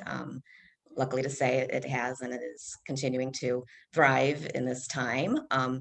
The other thing I did need to do during this time was to restructure my business. So I wanted to make sure I had all my ducks in a row. Per Richard's advice, he said to kind of get all your documents in order before you even fill out the application. So through that process, it kind of helped me to sit back and say, well, wait a minute, let me just see where I'm going. And I really want to make sure that if I become certified, that I'm really providing quality services for what the community needs. So I just am kind of in the point where I'm doing that. I do still plan to formally go through the whole certification process. My plan is to do that by the beginning of next year so that I can reach out to a lot of businesses that may need my services. And I guess that's about all I have to say, unless anyone has any questions for me in particular. Thank you, Patty. I'll definitely be here ready whenever you're ready to get started back with the process. So thank you. we'll connect. Thanks for your help, Richard. So next one. Go ahead. I'm sorry. My name is Trina Bediaco. I am the CEO of New Horizons Baking Company. We are a food manufacturer. We produce hamburger buns and English muffins for businesses such as McDonald's, Starbucks, and Dunkin' Donuts. We are MBE certified. It's a family-owned business. My family has been business owners here for the last 25 years. Just was able to get my father to slow down a pinch and take chairman status so that I could lead the business, and I'm very grateful and excited about that. We have 3 facilities, one in Fremont, Indiana, our corporate office here in Norwalk, Ohio, and a third in Toledo, Ohio. The Toledo facility is not producing yet, but we expect to have production lines there and producing by the end of first quarter 2021. Thank you, Trina. April, you're next. Hello, everyone. My name is April Jones, and I'm the owner of Kingsman Staffing. I started the company about 4 years ago. And since COVID-19, we've received funding that's helped expand our business and grow our business to work with more clients in the manufacturing, construction, and general labor industries. Kingsman Staffing is located in Elyria, Ohio. And we provide hiring. We help companies manage their hiring process, and we provide hiring products like background checks, drug tests, and MVR reports. We are MBE and EDGE certified. We were able to work with Felicia Townsend. She was able to help us to get those certifications. And here recently, from the Department of Administrative Services, I was also awarded to be WBE certified, which is a women business enterprise. So I have 3 certifications. It is a long process, but like I believe Patricia was saying, she was able to work with Richard. I worked with Felicia on getting certified. It took us like 3 hours to get everything uploaded and to work on that and get everything completed. But it's benefited our business, and we're truly happy about the growth that we received after COVID-19 due to the funding, and still working with Vaughn at the Urban League. We've been able to, yes, truly grow. He's helped us out with a lot of knowledge and with funding resources. So Kingsman Staffing's been growing, and we plan on using our certifications here within the next year. Excellent. And we're so glad we were able to assist you at the Minority Business Assistance Center with that. So that's what it's all about. We're trying to help our businesses grow and scale their businesses. That's what it's all about. Trina, can you tell us how you've been able to pivot and grow your business during this time? Certainly. I wanted to mention that we've been MBE certified since I think in 2013. So now, and I do recall it being a lot of paperwork. So now it's about recertifying every year. It takes a little less time, but it still takes time. We have really benefited by being MBE. It's opened up business opportunities for us as we go and try to establish new business. We're able to say, clearly we're minority owned. And some companies simply have a number to reach. And you know what? I don't have any problem with that. We are who we are. We're a strong business. And if they can use us to help their program, we're okay with that. Through COVID-19, we were blessed to be able to receive a PPP loan, and primarily for payroll. As a food manufacturer, we're an essential business, if you will, essential workers. So we continue to operate. We've made a lot of changes to exist in this new world that we're in, taking temperatures when people come in each shift. We run 3 shifts, 24/7, about 6 days a week. We've had to space out people on the production floor. Everyone wears masks. Our office staff staggers in on different schedules, so there's never all of us in here at the same time. We've limited visitors, limited travel. But I tell you what's been most helpful for us, and what I've found as a business owner, is that the communication has been critical. This world, it continues to evolve, and we all are adjusting on a day-to-day. And our employees are nervous, scared, anxious, and so are we as leaders and business owners. So it's important to be honest, to be upfront. I don't think we can over-communicate in times like these. We started out with memos, posted all over the doors. After a while, I know people weren't reading those memos. So we realized we had to reach people where they were. Social media, our website, emails, videos on our office monitors. It's been important for our staff to understand we are in this together. As we went into the summer and people were starting to travel more and take vacations, we pushed the reminders more frequently. Live your life, but be careful. And remember that the things you do at work, we are hoping and trusting that you'll do at home, because we're family here. Most of us spend more waking hours on the job than we do with the people we really like. So we've just really pushed information and alignment, and the importance of teamwork through all of this. And that has really been valuable for us. Thank you. Thank you for sharing that, Trina. Yes, it's so important to keep the lines of communication open during times like this. And like you said, you can't communicate it enough because the consequences can be severe if you don't. So you don't want to take any chances, and you want to use the best, procedures and protocols as possible. April, I'd like to ask you, what advice would you give the businesses during this time? Trina told us basically communicate. You got to communicate. You got to use social media. You got to do all of that. what advice would you give the businesses at this time? Always be aware of your business plan, keep it updated, and work with professionals who can help you develop your ideas into reality. Work with organizations such as Urban League and the SBA, whatever SBA is in your area. They will keep you informed on ways to improve your business and provide networking opportunities that can lead you to professional relationships and potential clients. Always reach out to industries, always research your industry and look for ways on how you can bring value to your clients and find creative ways to advertise your business to reach your target audience. And the last thing I would say is invest in softwares that allow you to service your customers face-to-face and virtual. Thank you. I thank you. All this good information. This is like you're getting insider information today. This is excellent.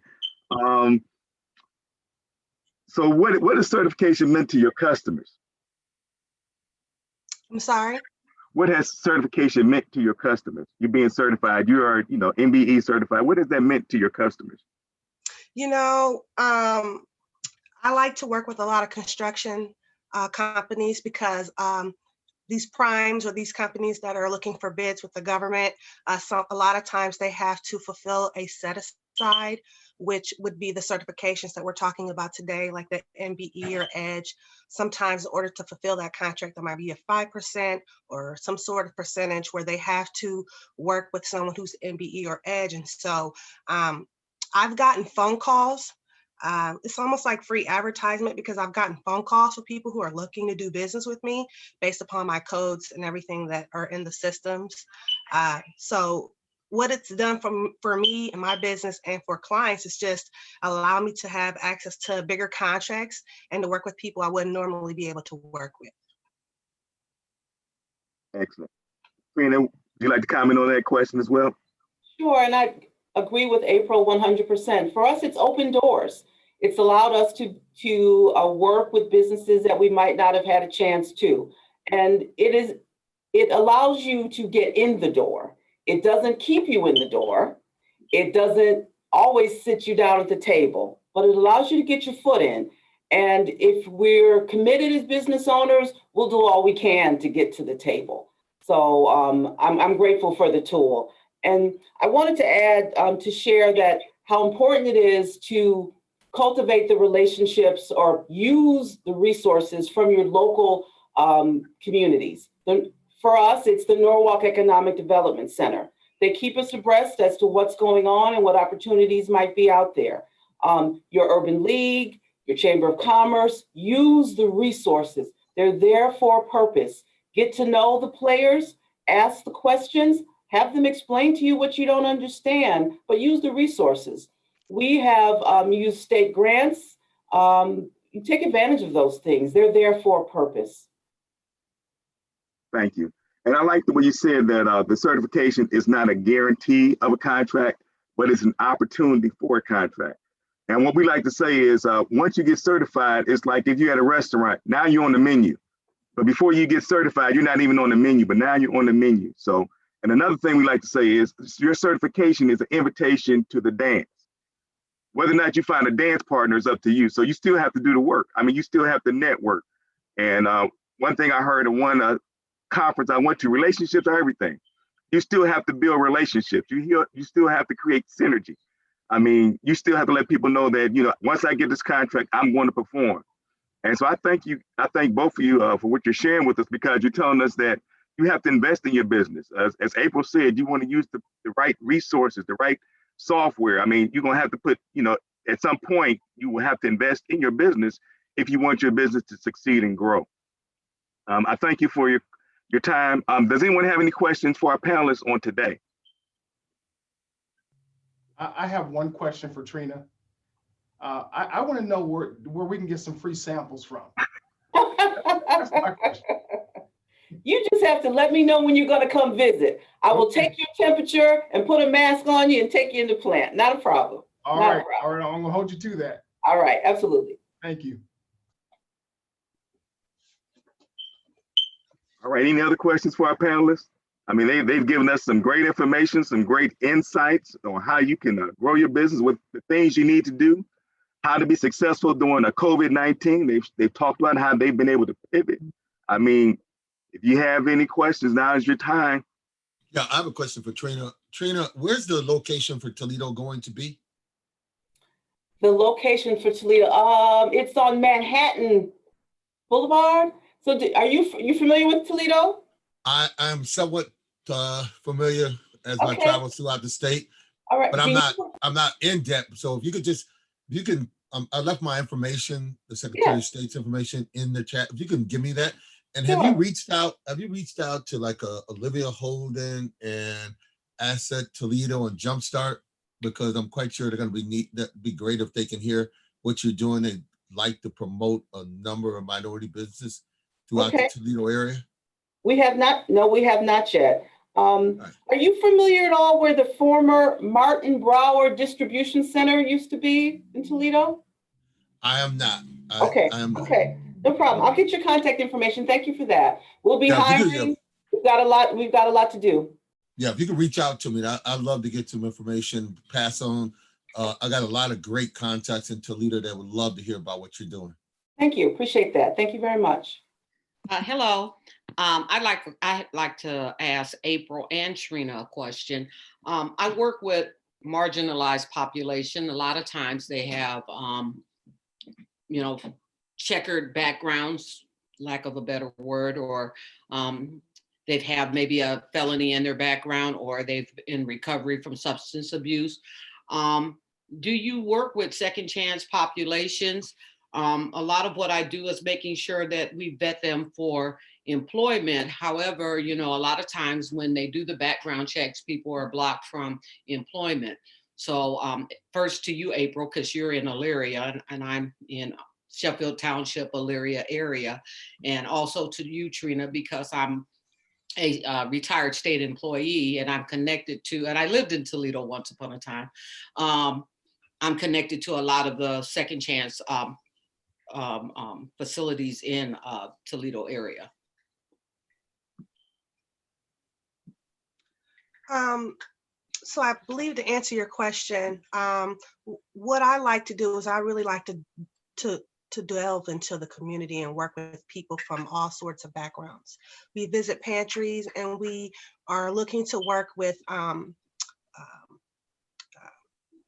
I want to say nonprofit, as well as be involved with the courthouses. They have a lot of cases that come up where people need jobs, they're suffering. We like to work with those people because we believe in second chances.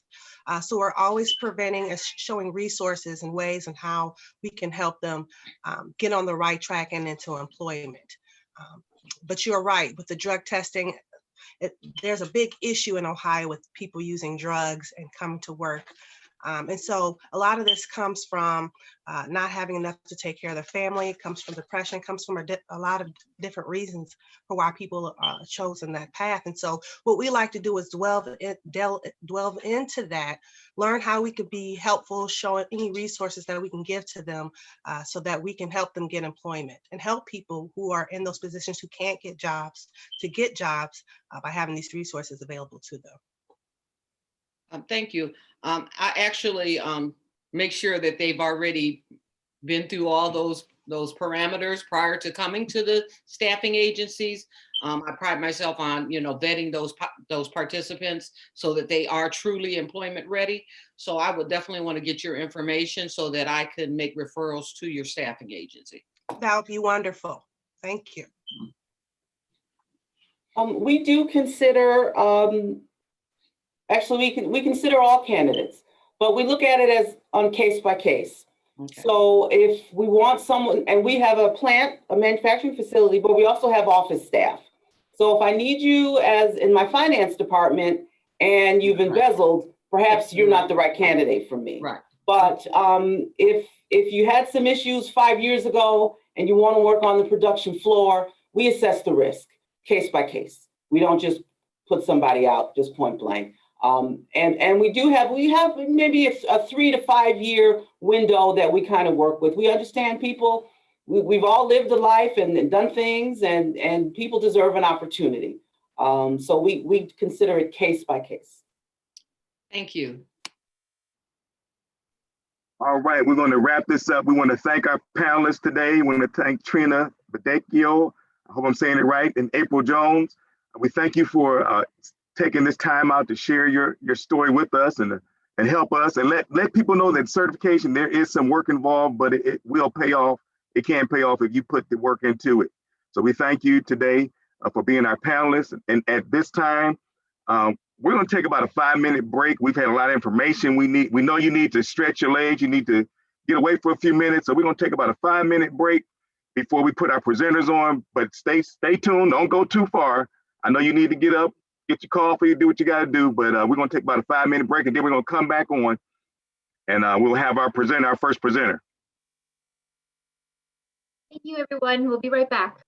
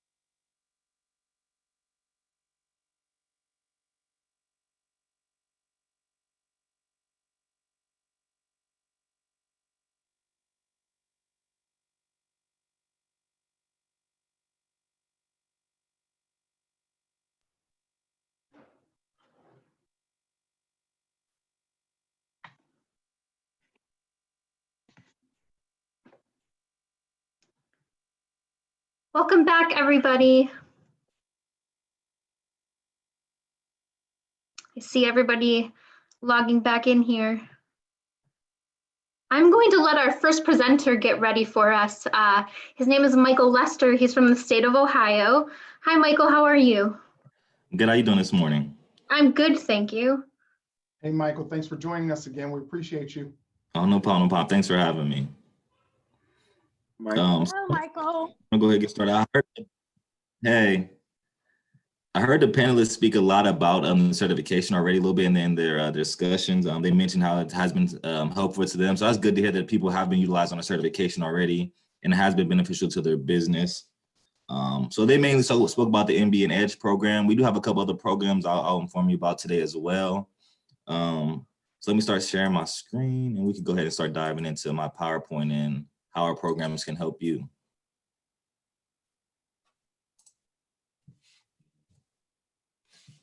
All right, is that available for everybody to see there? Yes. Okay.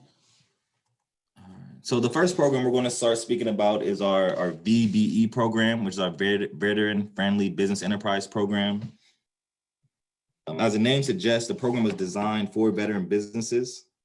The program is for all procurement categories. VBE is different from some government preference programs in that it does not have a specific spending goal or target established for agencies to spend towards.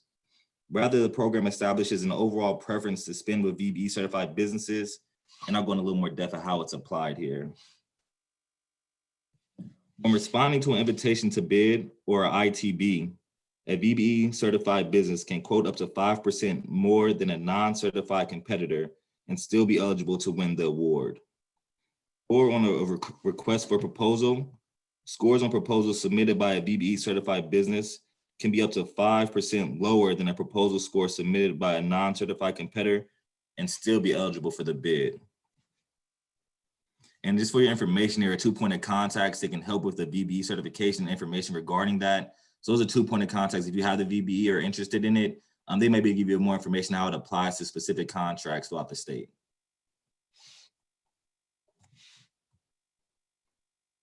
Our next program we're going to speak of is our MBE program. The MBE program, the Minority Business Enterprise, establishes a 15% set aside for state agencies, boards, and commissions. Set aside means that contracts and purchases have to be solicited and awarded in a sheltered market. What that means is that only MBE certified businesses are allowed to be a part of that solicitation pool. So you're not competing against Ohio Health, Hondas, or other large businesses that may be in this state. The MBE program is an ethnicity or race-based certification program. Also, it is for goods and services only. Mind you, goods and services can include IT and professional services. However, something to note is that it does not include construction. That is not to say that construction companies do not or cannot get certified, but how they utilize our certification is a little different, and we'll talk about that later.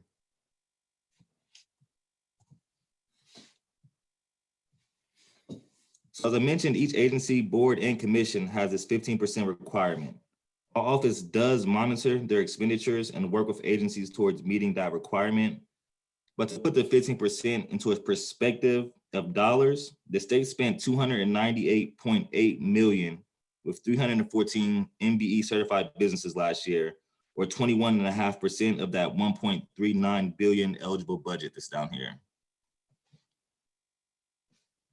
Imagine what fraction of those dollars could help to grow your business or develop your business. So we're talking about opportunities today. Our third program is called Encouraging Diversity, Growth, and Equity, or our EDGE program. EDGE is designed to be ethnicity and gender neutral and is to assist socially and economically disadvantaged businesses get state contracting. Here are some differences to note between EDGE and MBE. As I mentioned, this is for socially and economically disadvantaged businesses, and we'll clearly define what socially disadvantaged means in a moment. But it's not neither or, you have to do both. Also, this program is for agencies, boards, and commissions, and state universities. The goal for EDGE gets set each year by the director of the by the director of DAS. Traditionally, it has been a 5%, but while the goal percentage itself is smaller than MBE, it's a smaller percentage of a much larger number. EDGE applies to more than just goods and services. EDGE applies to all procurement categories: construction, architecture, engineer, professional services, goods and services, and information and technology services. And when you add the construction budgets, that's a lot of money that goes into the EDGE.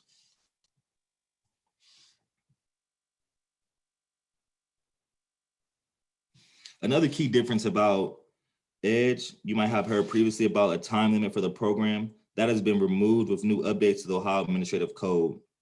What has not changed, however, is that it's for small businesses. With the new Ohio Administrative Code changes, we have more closely mirrored those of the small business definitions, which that are of the U.S. Small Business Administration, or SBA. So while there is no longer a time limit for being in the program, there's still a size standard, both for the owner and the business. And if either exceed those thresholds, a business would graduate because they would no longer need the benefit of the program. And we'll talk about those standards a little later as well.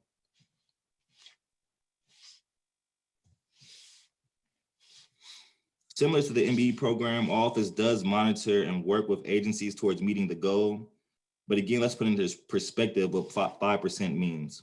In fiscal year 2020, out of the total $4.83 billion in eligible budget, 7.21% was spent in either agency direct or subcontracting spending. In dollars, the state spent $348 million with 378 EDGE certified businesses last year.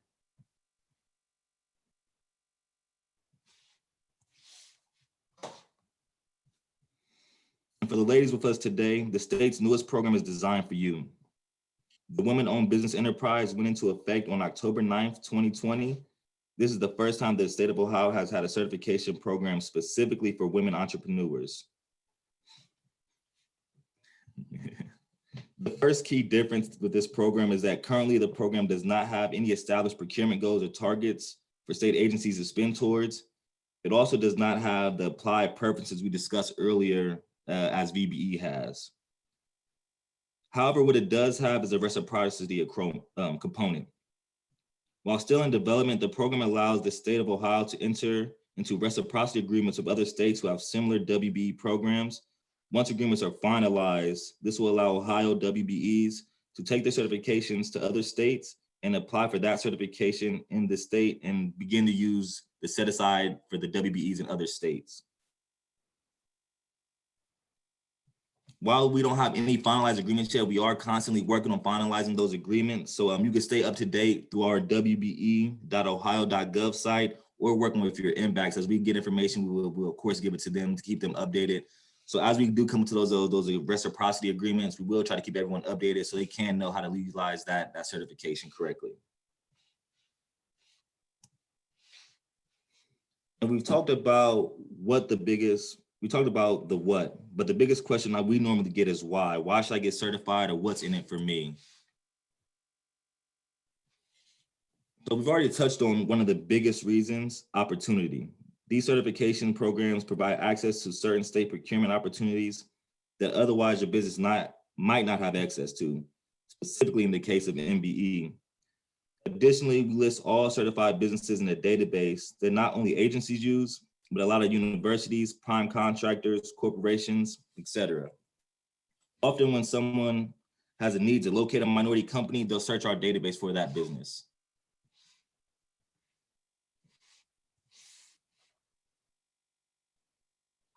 Sorry.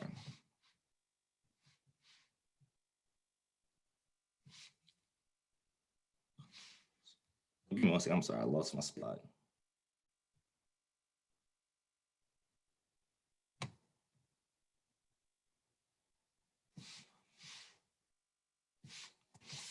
Okay.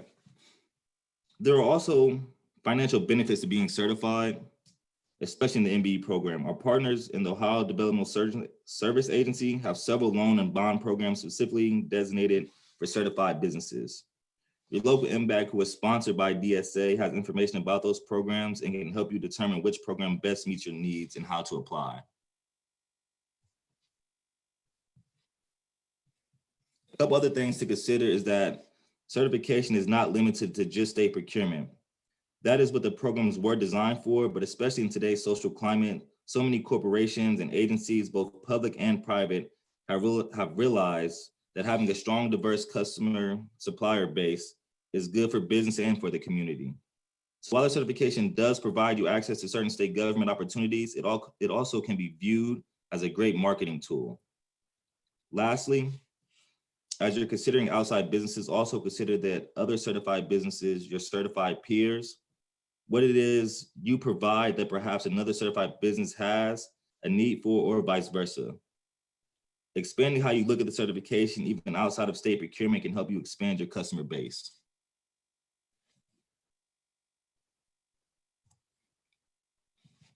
Now let's talk about who is eligible for certification.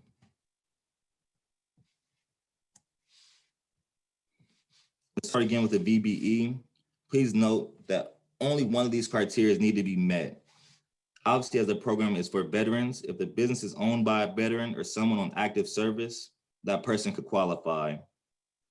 If 51% of the board of directors are veterans or on active service, that business qualifies. If the business has already received certification by the U.S. Department of Veteran Affairs as a service disabled veteran-owned small business, or veteran-owned small business and owners meet the definition of veteran, we recognize that certificate as well. And lastly, if 10% of the business's employees are veterans or on active service, it could qualify. This last one is nice in the way the program not only helps veteran business owners, it also helps veterans find or maintain employment. And I mention this because if you're in a business plan, you're looking at hiring a workforce in the next year or two from now, keep the program in mind. If you hire veterans, it helps veterans find jobs, but also could benefit you by making you eligible for the program itself. And next up, we have the VBE, EDGE, and WB. We'll go over a few requirements that are true to all three of those programs. The first one is a full-time resident of Ohio. With the exception of those who apply from one of the approved reciprocity states who will be coming later on down the line, all people who apply for the MBE and EDGE certifications must be Ohio residents.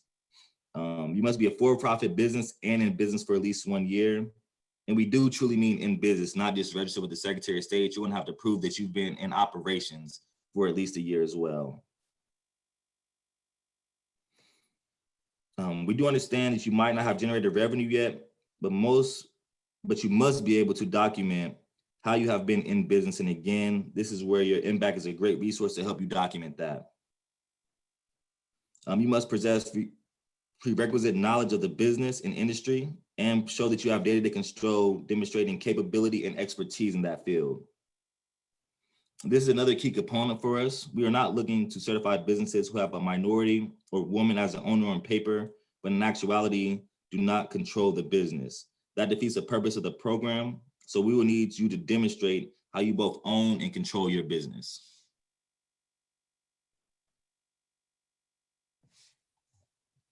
And then specifically for MBE, as I said earlier, it's an ethnicity or race-based certification program.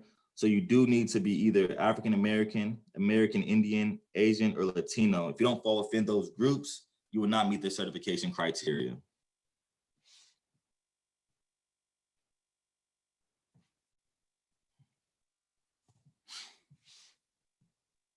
And for EDGE, the program is for socially and economically disadvantaged businesses. Socially disadvantaged businesses can be someone's ethnicity, female gender, chronic physical or mental disability, a business owner's long-term residence in an environment isolated from mainstream American society, which will be considered a hub zone. A hub zone is an area defined by the SBA through a census tracts.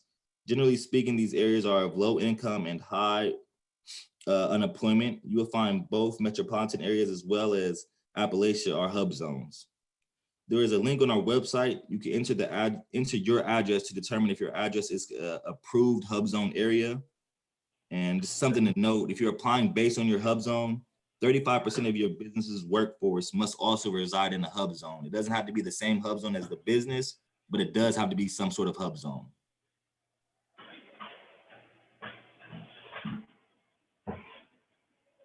Economic disadvantage is based primarily on a personal net worth. Following the SBA guidelines, we do exclude your primary residence and any interest in the business applying for certification. Upon entry and during the duration of certification, a person's net worth cannot exceed $750,000. However, as I mentioned, we also use the SBA size standards. Those are based on your NAICS codes and could be based on either your gross receipts and or the number of employees held. And lastly, a fair market value of all assets must be less than $4 million.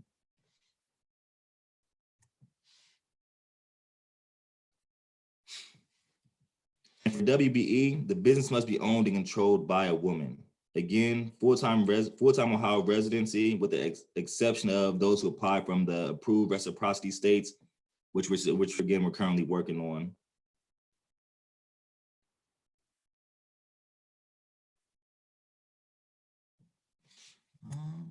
Then next we're going to go over the actual certification process. And before you start an application, you should start with the supporting document checklist. Review that checklist because this task will likely take majority of the time. There are a lot of items on the list. However, each item is designed to verify core requirements, specifically citizenship, residency, ethnicity or race, social or economic disadvantage, as well as ownership and control.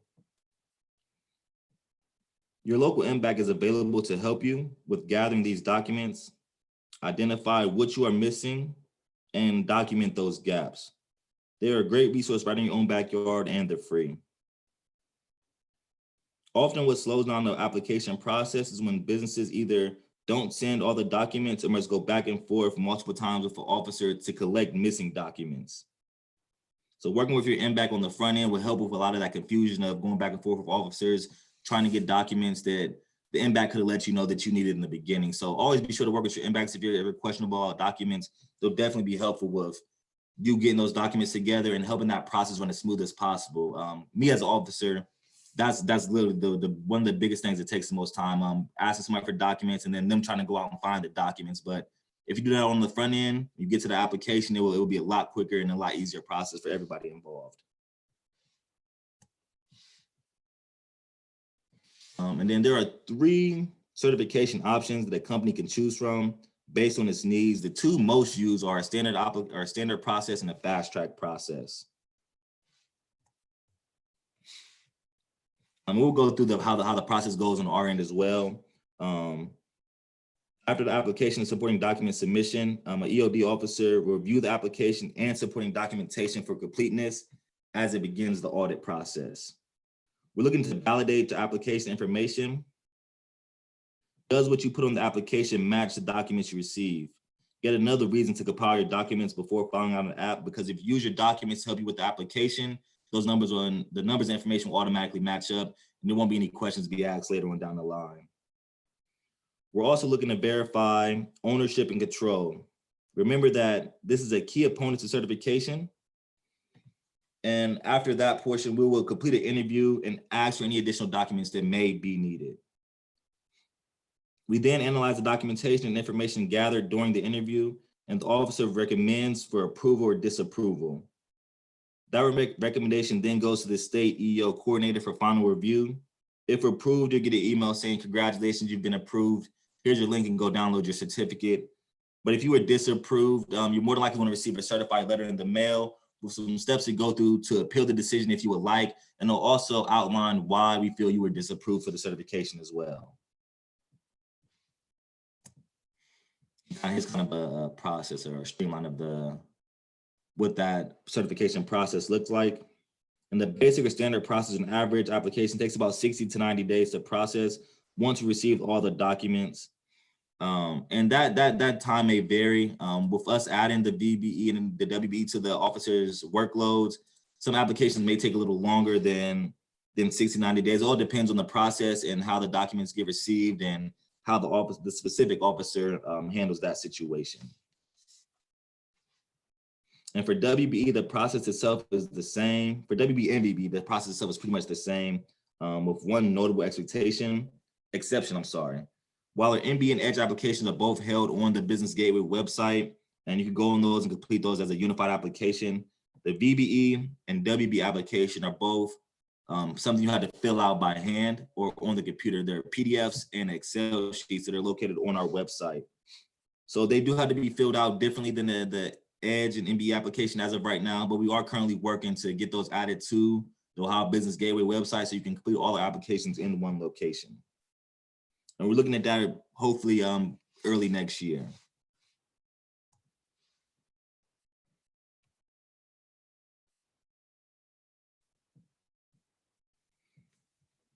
Okay, and then there's the next option you have is a fast track we'll go over.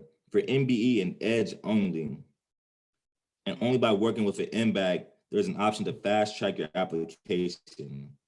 However, due to staffing levels and the fact that if we didn't build a criteria into it, then everyone will request it this way. The process is only available if one of the following apply. An applicant desires to submit a bid or proposal in response to a procurement solicitation, and certification is a requirement to be responsive, meaning you are responding to an MBE set aside or an EDGE contracting opportunity where you have to be certified in order to be accepted. And second is has a pending DSA minority business development, financial or bonding application where certification is a requirement. Again, you are applying for a DSA's loan or bonding program where you have to be certified in order to your applications be accepted to their board. In either instance, the process remains the same, except that you must work with an MBAC to gather and submit your documents. They will submit on your behalf as a fast track application. And when that happens, there's one officer who receives those documents. All of the packet processing stops for that person so that they can focus on the fast track application. The timeline drops to about 5 to 7 days for these fast track applications. Again, very specific reason why this process is used. We'd love to have the capability to process everyone's applications this quickly. With only 5 officers who cover their entire state for certification, it's just obviously not feasible for 5 people to do that fast.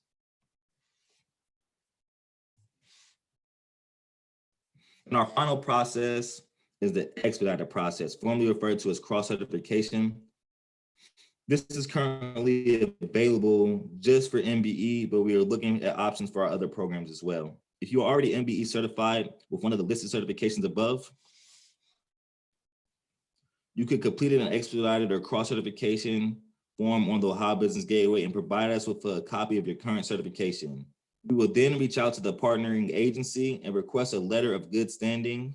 Once received, we'll issue a certification to match the expiration date based on their recommendation. Also, except for the OMSDC, these are true reciprocity agreements. So say you get certified with the state first and then decide that you want a city certification, you could do the same thing and apply with that city, give them a copy of your certification, and they'll reach out to you and verify that certification. Something to consider, if you're interested in both MBE and EDGE, you would still need to complete a unified application and submit all the supporting documents for EDGE because this is only available for MBE. Also, then your certification dates between the 2 programs will be different and could be confusing to keep track of because of this. A lot of businesses opt to not expedite or cross-certify, but rather apply in the standard way so the certification dates match and everything processes together.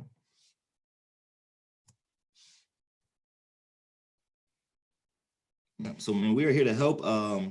Here's our contact information, our main phone number, our general email address, and some shortcuts to our websites as well. If you have any questions for me, I'll be happy to take them now if we are available.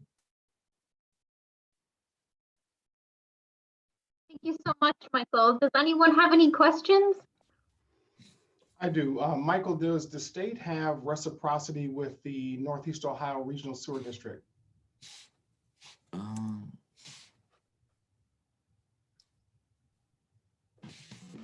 I believe here on this slide here, right here, is a list of all the programs that we have the reciprocity agreements with currently. Okay.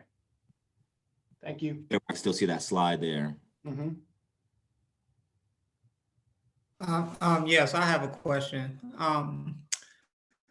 One of the supporting documents, because I'm actually going through this process right now, is 2 years of bank statements, but online I'm only able to get 18 months. Would that be sufficient, or do I have to get those other 6 months worth of bank statements? What I would do in your shoes, I would submit what you have, and I will write a letter to the officer as well, letting them know that this is what you can obtain from your bank's website, and ask them if that's satisfactory, because each officer may process applications differently. So I would submit what you have and let them know this is all I can receive from my bank's website as of now. And they will direct you if that's enough for them to process. But if they need additional information, they'll tell you that as well. Okay. So basically what I'm doing, I'm compiling all of it like in an email. So I would just pretty much just write it in an email that I could only obtain the 18 Yeah, months. so I don't know if you're familiar, but so for all the documents you don't have, you're supposed to submit a statement saying, I don't have this document, and give a reason why. So as you get to the bank statements, I would say, I've submitted 18 months worth of bank statements. This is all I can retrieve, and if I need additional, please let me know. And I think that would suffice for now. And if they feel like they need more and see more, they'll let you know that for sure. Okay, thank you. Jace, if I could just add on to that for you, we have a business advisor that works in that area. I'll make sure that she connects with you to help walk you through the process and get your paperwork completed correctly. Okay? Okay, thank you. Absolutely. I also had a question. I spoke with Richard Brown, I think 2 weeks ago. I've been trying to apply for the BD. I'm very new to entrepreneurship. I had the membership certification. I'm unsure how to fill it out. I'd be able to call that number and get assistance in doing so. I'm sorry, you broke up a little bit. I didn't quite hear you. I spoke to Richard Brown a few weeks ago, and I was trying to apply for the BB certification. One of the documents, actually 2 of the documents, is the membership certification and the log. I am 100% owner of my company. I'm not sure how to fill that out. Is there someone I can get in contact with to help me with that? The unit, like you talking about, like the unit certificate and unit journal? Yes. That's what it is. Okay. We'll I help. believe the inmate should be able to assist you in filing that document as well. They require those just because they help us establish ownership and control. They show us clearly on paper who owns this business and if there's anybody else with any interest in it. So that is a kind of a big deal for us, but the inmate should be able to help you file that document as well. Okay. Christopher, I'll make sure that we get a business advisor working with you on that immediately, okay? Okay, thank you very much. You're welcome. Does the unified application just have one fee, or is it a per application fee? So like all of our applications are free of charge, and so no application you do through the state of Ohio for the MBE, Edge, BBE, WBE, none of those applications have a fee to them, so they'll all be free applications for you. Thank you. We just have a question in the chat box. Are there any costs associated with this process other than your time in applying? I didn't feel it, so I didn't quite hear you. Are there any costs to apply for the MBE, Michael? No, there's no cost. All of our application processes are free. There's no cost to any of our applications we hold on the business gateway or the ones you have to fill out on our website. Everything, all of our applications are free as of now. Perfect. Thank you so much. Okay, everyone, is there any more questions for Michael? We are going to move on to our next presenter. I had one more question. Sure. I am having problems with getting a hold of the tax forms, like Form 2553. We've been a small business for 25 years, so we're not really a new business trying to get an EIN. And the application requires you to get a copy of that 2553 form. And the IRS will not release that information, like an original copy of that form. How do we get that? Or how do we, it's just the EIN, it's the application for the EIN number, but we already have one. And I'm not understanding what is needed if we already have an EIN. What I would do in your situation, because you aren't the first person I've heard they say they were trying to deal with the IRS and they were giving them a runaround, or they were telling them it's going to be an extraordinary amount of time before they got this document to them. What I would do is in your documentation, like I said, is you make your checklist. of documents you don't have, I would just explain that to the officer. A lot of officers are pretty understanding. I would explain that you reach out to the IRS a few times. This document is very old. You did this when you first started your business. They've been telling you it's going to be a long amount of time before you got that document. I would just be transparent with the officer processing your certification, because that's all you could really do. If you don't say anything, they're going to assume that you're not trying to send it or you don't want to send it. So I'll just be transparent with them, let them know that you requested it, and that the IRS has told you it's going to be a very long time before they can send you that letter. And I believe you should be able to go from there, and the officer should be able to continue to process that application. Okay, yeah, it was a couple of those tax documents that I think the other one, I think the Form 8, I forget the number, but they said that they actually 8832. destroyed. I think that Yeah, they say they destroyed the form, the actual form, and they just let you know that they have it on file. They don't have the actual form. right. Okay, yeah, and if you have like a correspondence in writing of them saying that to you, I would just submit that as a document too. If they said, they destroyed your original form and it's online, just send that to the officer and let them know that you reached out and requested a document, and this was their response to you. Okay, okay. I have a correspondence from the IRS requesting it, but and I'll include that in the And I Samantha, think you officers just be transparent with the documents you have and don't have. And once you make a recommendation or make a statement to them to why you don't have that, it makes it easier than just not sending it or not saying anything. Because if you don't say anything, they're going to assume it's missing, and they're going to go as if it's a missing document, not something you stated that you've tried to send. Right, okay. Samantha, this is Vaughn. I'll be happy to help you with that language, and we can have that drafted on that cover page I talked to you and Archie about, so that when the officer gets that information, they'll know that it's not a missing document. Okay, so we're just missing, I think we just need one more piece to the puzzle, and I'll be forwarding that information to you. All right, thank you so much. Thank you. Okay, everyone, because of time, we're going to move to our next presenter. And I will email Michael's information to everyone. So if you need to set up a meeting with him to answer any questions, you can do so. Thank you so much for being here, Michael. Thanks for having me. You're welcome. Have a great day. You too. Our next presenter is Karen Weibel. She is from the Procurement Technical Assistance Center. Hello, Karen. How are you today?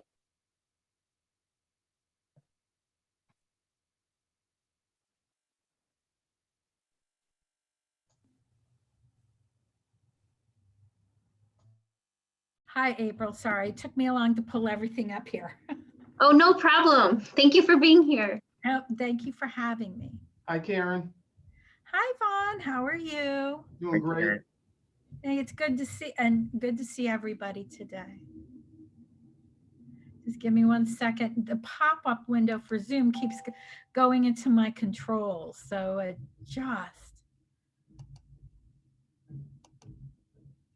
there we go. Apologize for that. I'd like to say hi to everybody. I'm glad you're all here. I'm Karen Weibel. I'm with the Ohio University Procurement Technical Assistance Center. Government acronym, I'll go into more of that here in a minute when I tell you about what we are and what we do, but I'm here today to talk about all the various federal government certifications that are available to small businesses to apply for. Here they are. It's a list. First, there is a certification for being a small business. Under that, there are other certifications, one for 8A, one for HubZone, a woman-owned small business, and a veteran-owned small business, and a service-disabled veteran-owned small business. And I'm going to go and touch on a little bit on each of these and the process and things you have to think about before you go after that certification. First, before you go after any federal certification, you have to be registered as a federal government business, and you have to register in what's called SAM, another government acronym, System for Award Management.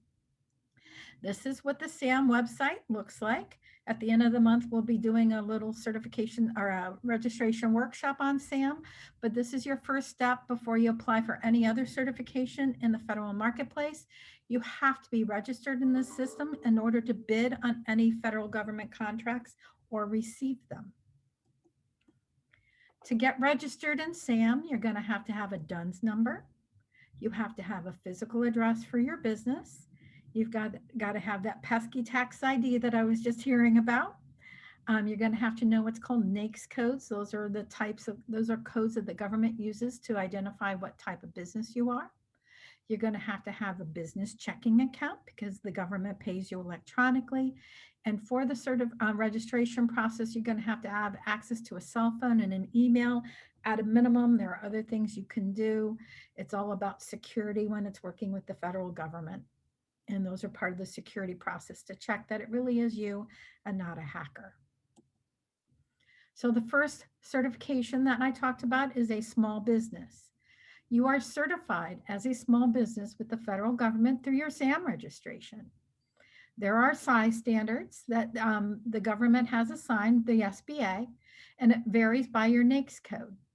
So that's why it's important to know what your NAICS codes are. You can have multiple NAICS codes that identify your type of business. And depending on the type of NAICS code, the NAICS code that you have, the size standard will either be determined by the number of employees or your sales. And I'm going to pop off of this thing, and I'm probably risking a lot here. Where's my SBA size standards? I want to just show you. Here they are. This is the chart. You can go to the website there and you'll see here we've got a NAICS code, and here we've got size standards in millions of dollars or numbers of employees. And it's going to vary. And you can go to that SBA website, or you get answered questions in your process there when you're registering in SAM. And it'll determine whether or not you're a small business. If you get certified, once they approve you as a small business, that is the only certification that you have to do is SAM to be considered a small business for federal government contracting. A subset of those certifications for small business is the 8A. You have to be certified as a small business before you can apply for the 8A certification. And then you have to apply to get approved into the program. Here are some qualifications for you. You have to have never been in the 8A program before. This is a time-limited program, so you only have 9 years in the program. If you've graduated, you cannot reapply. It's 9 years in and out. You have to be 51% owned and controlled by a US citizen, and you have to qualify for economically or socially disadvantaged business. You have to be owned by someone whose personal net worth is $250,000 or less. And you have to have all this adjusted income information. There is a 5% set aside goal in the federal government for an 8A certified firm. And I just realized I don't think I showed my chart. I apologize. I'll send, the link is here. Here's another thing, net assets for the 8A firm, less than $4 million. You have to manage day-to-day operations and make those big business decisions. You have to demonstrate good character. One of the things they look at is your potential for success before they allow you into the program. So they're going to want to see that you've been out there in the business community making sales and showing some growth before they consider you to be have a chance for success in the government space. So this isn't for a brand new business. This is for somebody who's been in business for a while and been generating sales. And again, this is a maximum 9-year program. So what I usually tell my clients, if they're going after 8A, that have a business plan put together on how you're going to take advantage of it, because you only have those 9 years to take advantage of that certification. One of those advantages of 8A certification, besides the 5% set aside goal, is being able to be in the 8A Mentor Protege program. And what this does, it allows you to form a partnership and get assistance from a larger firm. And it allows you to go after bigger contracts that way, because you can utilize their experience and resources to help you perform on a larger contract. It makes you more competitive in the space, and it's a great benefit of the 8A program. You're going to get that you're going to be working with somebody who has that experience in the federal space, so they understand how to market yourself. They already have connections. They can help you with financing and education, all sorts of things that they can help you with your business and help it grow. The benefit to them is then that they get a piece of that 8A set aside market. So it's a mutually beneficial thing between you and your mentor. Also, being an 8A, it allows you to take part in the 7J program. You'll hear that about a lot. It's a special program the SBA offers to also help and train 8A firms. The next certification that is available to you is HubZone. Again, you must be certified as a small business first through your SAM registration. Other qualifications, again, you must be at least 51% owned by a US citizen. Other qualifications, you have to have your primary business location in a designated hub zone.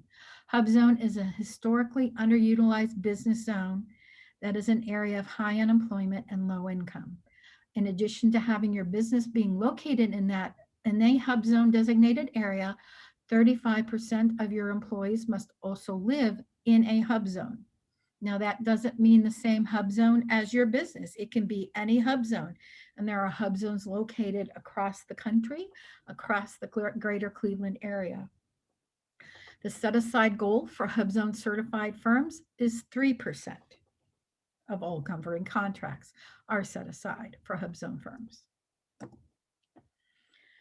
What does this mean? You can look at those hub zones, restricted competition, but the other benefit of a hub zone certification is it can give you a 10% price evaluation preference when you're competing against large businesses. So that's not going to help you in your competition against other small businesses, but it will help you with your pricing, being more competitive against large firms. You can go to that website, sba.gov/hubzone. On there is a hub zone map. You can type in the location of your business and it'll tell you whether or not your business is located in a hub zone. If your business is located in a hub zone, then you go to the next step, you're going to type in the addresses of your employees. You do include yourself as an employee. And if 35% of your employees are located in that hub zone, then you can go ahead and apply for this certification. So you're going to have, once you get in, there is no time limit on being a hub zone certified firm, but you do have to recertify every year. So you're going to want to make sure you keep up your hub zone residency requirements. They do give you a little bit of leeway on that. I won't go into too much detail because this comes into play on your recertification annually. One nice thing that the SBA did recently do, the hub zones right now have been locked into place at least until the end of 2021. So you're not going to see any new changes in the hub zone areas for the next year, a little over a year. So I would definitely take a look if you apply, if your business is located there, to apply for this. The next certification is woman-owned small business certification. Again, this is set aside for a program for women-owned small businesses. Again, you must be certified as a small business through your SAM registration. You have to be at least 51% owned and controlled by a woman or women who are US citizens. The woman has to manage the day-to-day operations of the business and make all the large business decisions. There is a 5% government-wide set-aside goal. However, it is only for certain NAICS codes. The SBA and the government looked at industries that they thought were underrepresented by women-owned small businesses, and only on those NAICS codes is where there are set-aside goals. So if your business is not in one of those NAICS codes, it really probably doesn't make a lot of sense for you to go after the women-owned small business certification because it's not going to help you compete. You can go to this website. That's the website, sba.gov/WOSB, where they have a lot of information on the women-owned small business, and you can go to the NAICS code size standards or NAICS codes that are set aside for women-owned small business set-asides. of women-owned small business set-asides, there's also a subset called economically disadvantaged women-owned small business. And this is, you have to meet all the requirements for the woman-owned small business certification, but there are additional financial requirements that they're going to take a look at. And it's mostly talking about your net worth and your gross income. There are additional NAICS codes that are set aside for economically disadvantaged women-owned small businesses. Again, it's going to be on that same size standard on the WSB website that I showed you on the previous screen. And here's the big news. There's a new certification program for the women-owned small business. This started on October 15th. It used to be you could self-certify as a woman-owned small business in government contracting. This had a little bit of a problem where you had, this is my term for it, cheater pants. You had cheater pants on there that would say they were owned and controlled by a woman, but they were not. So the SBA was required to put together a new certification process for women-owned small businesses to make sure that it was truly owned and controlled by a woman. So if you were in the old self-certification database, you are no longer a women-owned small business certified for federal government contracting. You're going to have to apply now in a couple of different ways. The first is this website, beta.certified.sba.gov. That is a new website that the SBA has put together for you to go in and apply. They're going to ask you some questions. You're going to be uploading documents that the SBA is going to review to verify that you are indeed woman-owned and controlled. And then they are supposed to be starting making announcements on who they are certifying. This certification process is free for women. The one difference here, you would also do the same thing for economically disadvantaged women-owned small business as well. It's the same website for both. The one difference now for the women-owned small business certification program is that the SBA allows third-party certifiers still to be involved in the process. There are only 4. These are the 4 organizations that the SBA will allow you to utilize to get certified as a woman-owned small business. There are only 4 certifications from these organizations that the federal government will recognize. If you have a woman-owned small business certification from somebody else, it will not work in the federal space. So it's either the self-certification process on that new website or one of these firms. All of these firms do charge a fee. It gives you membership into the organization. They advocate, they have networking. It is a business decision on your part on whether or not you want to utilize one of these firms. I know in particular, like Women's Business Enterprise National Council, a lot of commercial businesses also recognize their certifications. Other certifications that are going to work that will pull you into the women-owned small business certification program is if you were a women-owned small business and you were already certified as an 8A or a veteran-owned, which I'll go into momentarily. They can utilize the paperwork in those federal systems to also pull you in. But you're still going to have to apply with Beta Certified or one of these 4 organizations. Do not fall for anybody else saying that they can get you certified. It's not going to work. And I've had too many women contact me saying they paid for certification from some other organization and all they got was a piece of paper for it. Veteran and service disabled veteran. The government has set asides for this. The VA has special certifications, higher set aside goals than the rest of the government for veterans. If you're selling to the VA, and you are a service disabled veteran-owned small business, you get a 10% set-aside goal and a 12% set-aside goal just for veterans. That's a veteran who does not have a service disability. To go after those VA projects that are set aside for veterans, you have to be certified and verified through the VA, through their Office of Small Business. All PTAC counselors are vet verification counselors that will help you through that process. The VA and also the FAA requires this, but those are the only two agencies that require this VA verification process. Once you get verified from the VA, you'll get a logo that you get to put on all your marketing materials, and they keep a database of all of their veteran verified firms. Again, it's trying to make sure that if they're saying they're a veteran owned, they've qualified through the VA and they are verified through them, that you don't need to worry that they're cheating. Other federal agencies have a smaller goal for veterans. It's a 3% set aside goal for service disabled veterans. There is no direct contracting goal for veteran owned, only a subcontracting goal, and that is 5%. The other agencies, other than the FAA and the VA, what am I talking? Excuse me. The FAA and the VA are the only ones that cry that vet verification. All the other ones, you're going to answer some questions in SAM, and it's self-certification through the questions that you answer.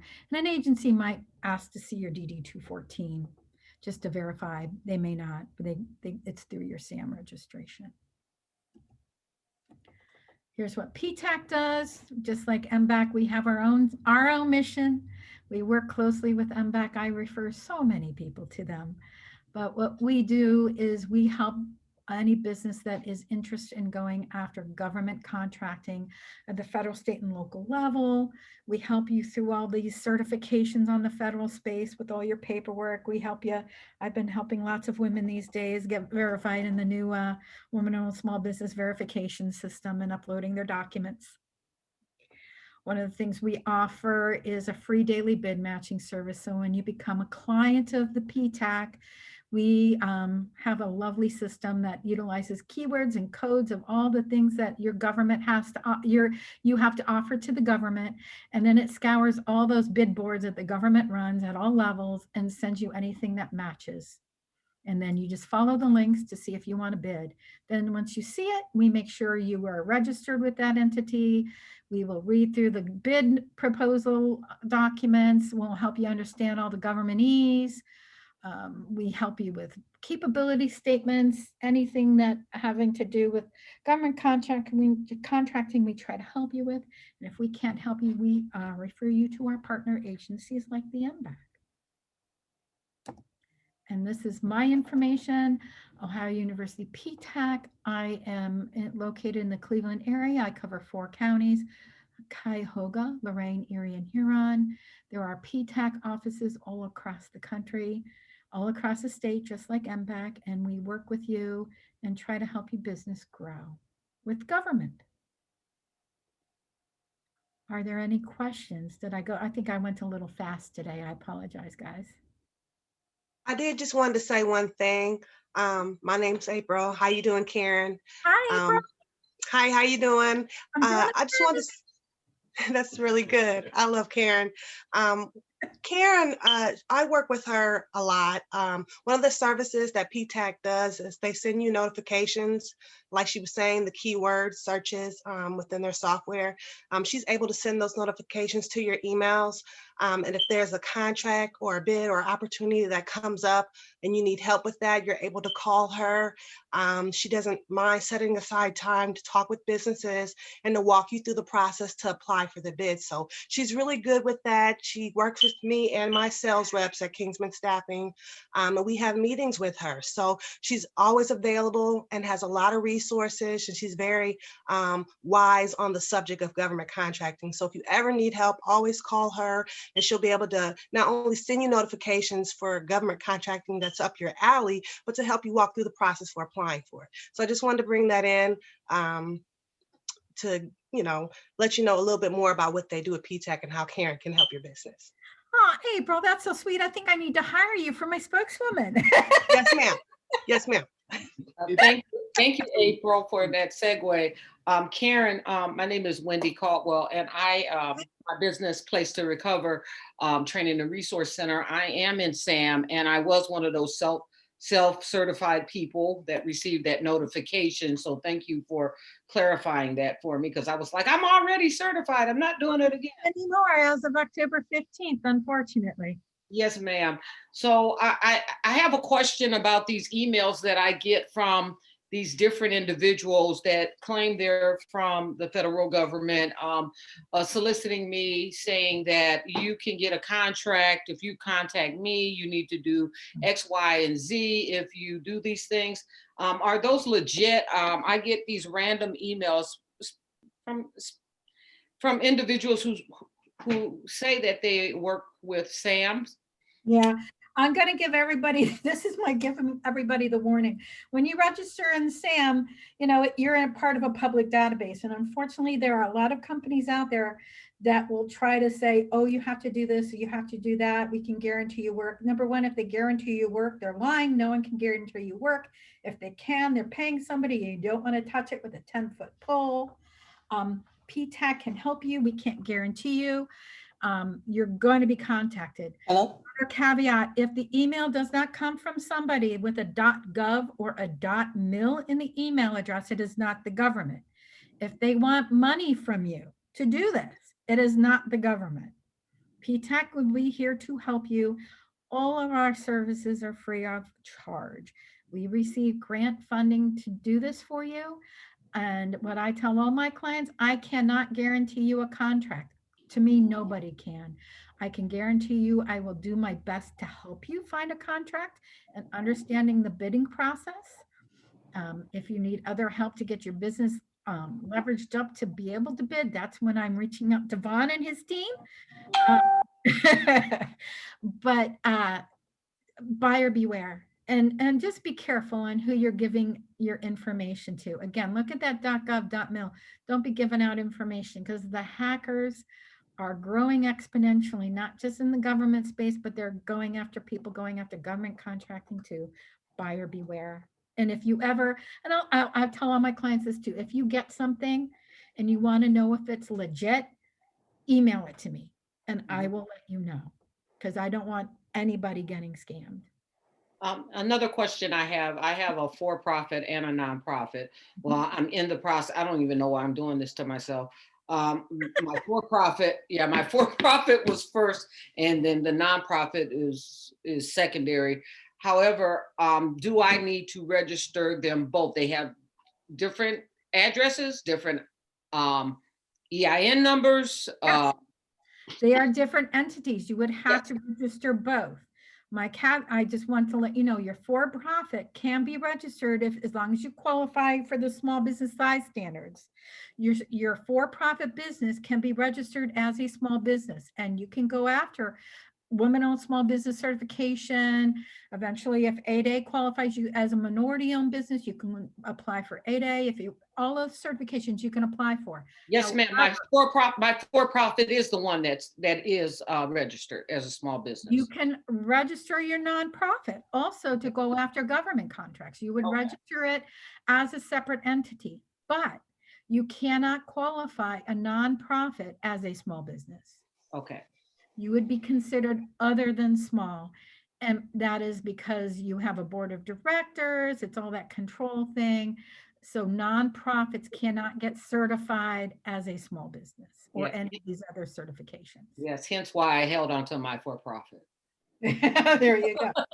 Okay. You know, you're going to want to make sure with a nonprofit and for-profit. I know I had a client once a number of years ago. Their accounting was a little muddy between the two and it caused them problems.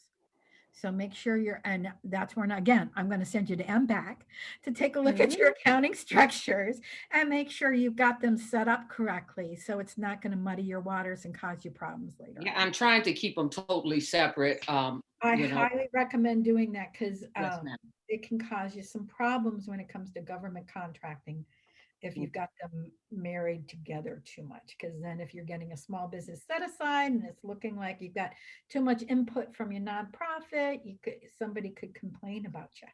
Yes, ma'am. Thank you so much. Any other questions, April? Yeah, I have a question. Sure. Can you clarify or just go over again? Because I want to make sure I got it right. When you talked about if you were a woman-owned business and you were already certified because of the new SBA, I think you said you were going to have to reapply. Okay, so if you went through one of those 4 third-party certifiers, that will still be acceptable. They're going to ask you to upload it into the new beta certify system. Now, if you are in the self-certification program, you are going to have to reapply into the new beta certify, and all those documents that you had uploaded in that old system, you are going to have to re-upload them into the new system. They did not automatically transfer. So okay, so can I ask you to do 2 things? One, can you put that slide back up with those ones that you said if you certified with them? And also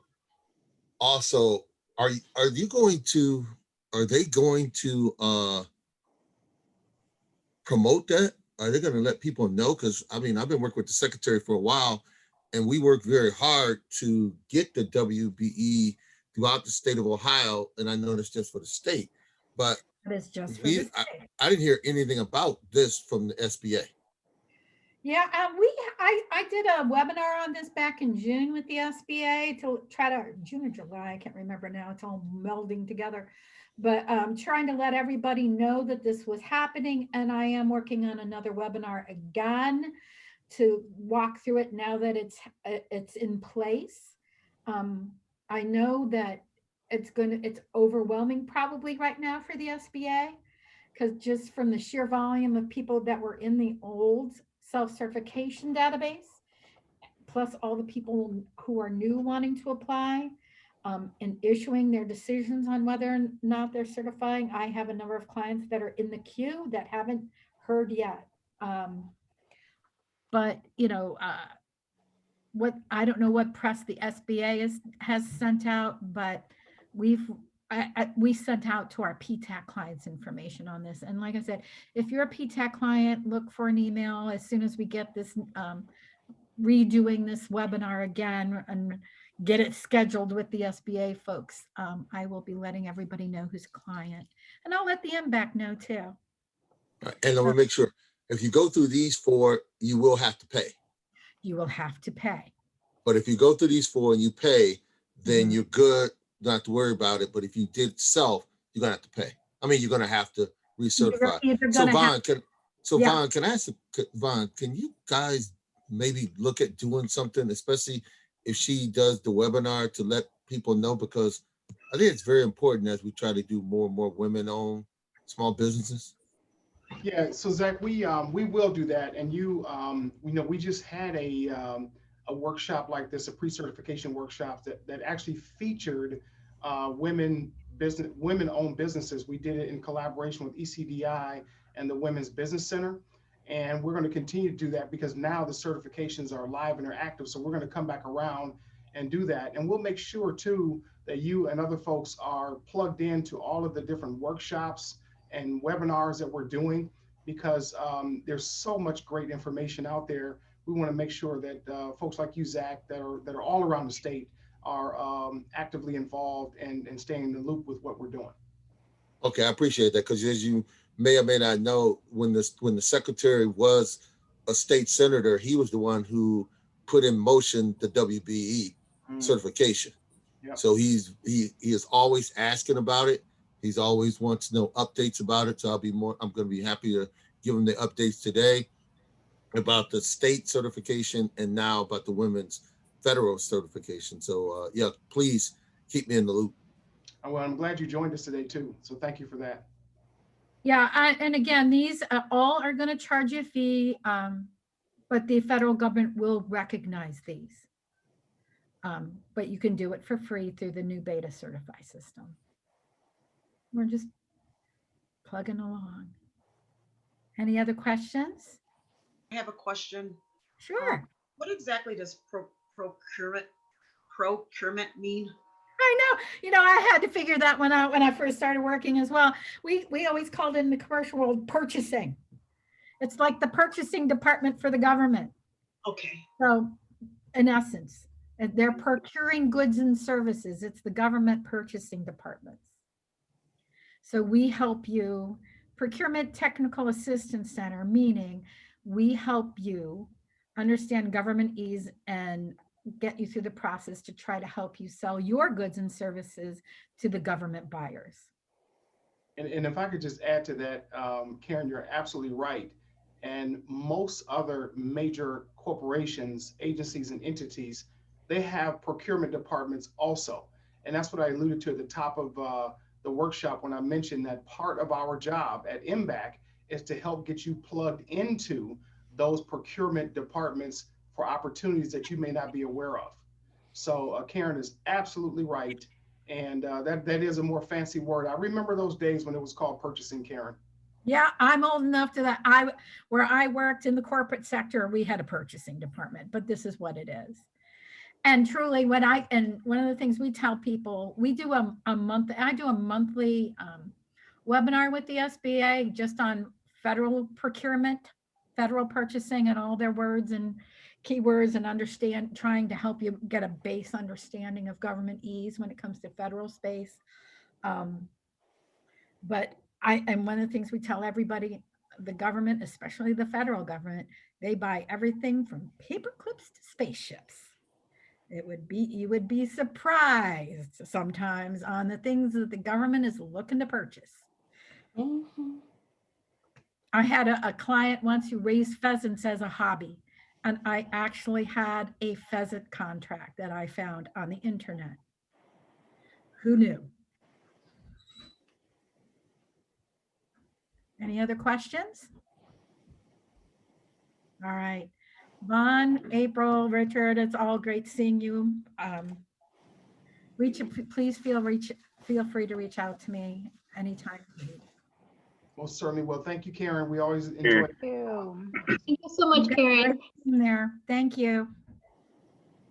Okay, everyone, our last presenter for today, we're just going to transition right in here. Her name is Shakara Ben. She is from the Ohio Minority Supplier Development Council. Hello, Shakara, how are you today? Hello, I'm doing good. Can you hear me? You're a little low. Always low. Get it. Okay. Can you hear me now? Yes. Better. So, not working. Okay. Hi, everyone. I'm Shakara with the Ohio Minority Supplier Development Council, and I am also the BGC liaison partner for the council, and I am the administrative assistant in the Cleveland office. I am the only one in the Cleveland office right now, so you all are lucky to just work with me. So what I'm going to do today is I'm going to discuss being certified with OMSDC, and in a nutshell, our certification is to help you get procurement with corporations. And am I sharing my screen yet? No.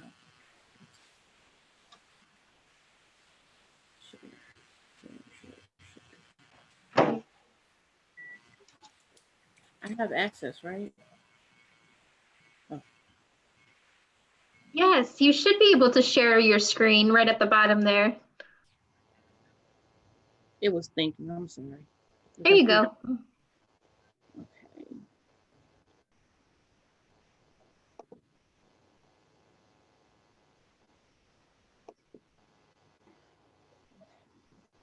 So, what I work to do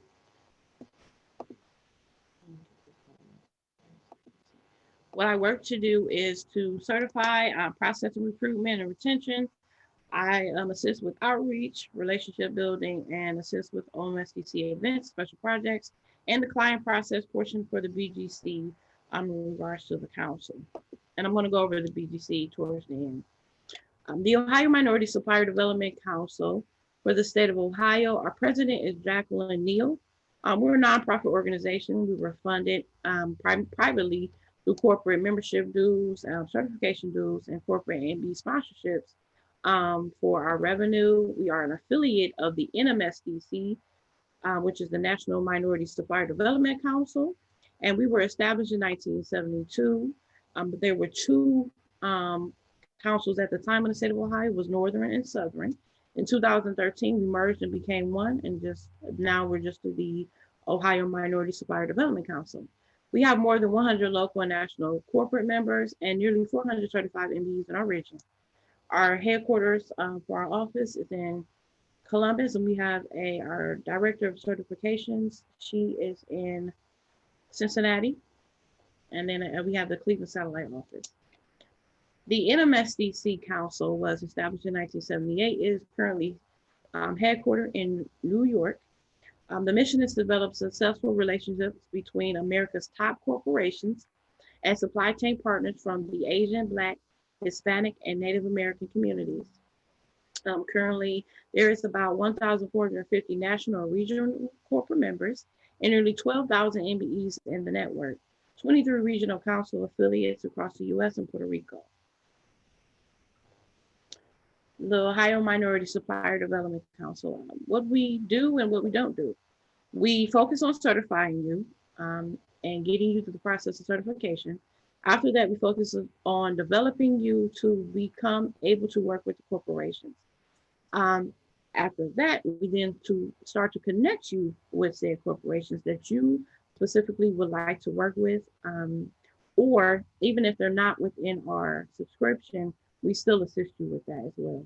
We advocate to be sure that we are actively working with the persons or departments at said corporations who are over diversity in supplier diversity, and making sure that they are also advocating for you to make procurement evenly and equally available to all minorities.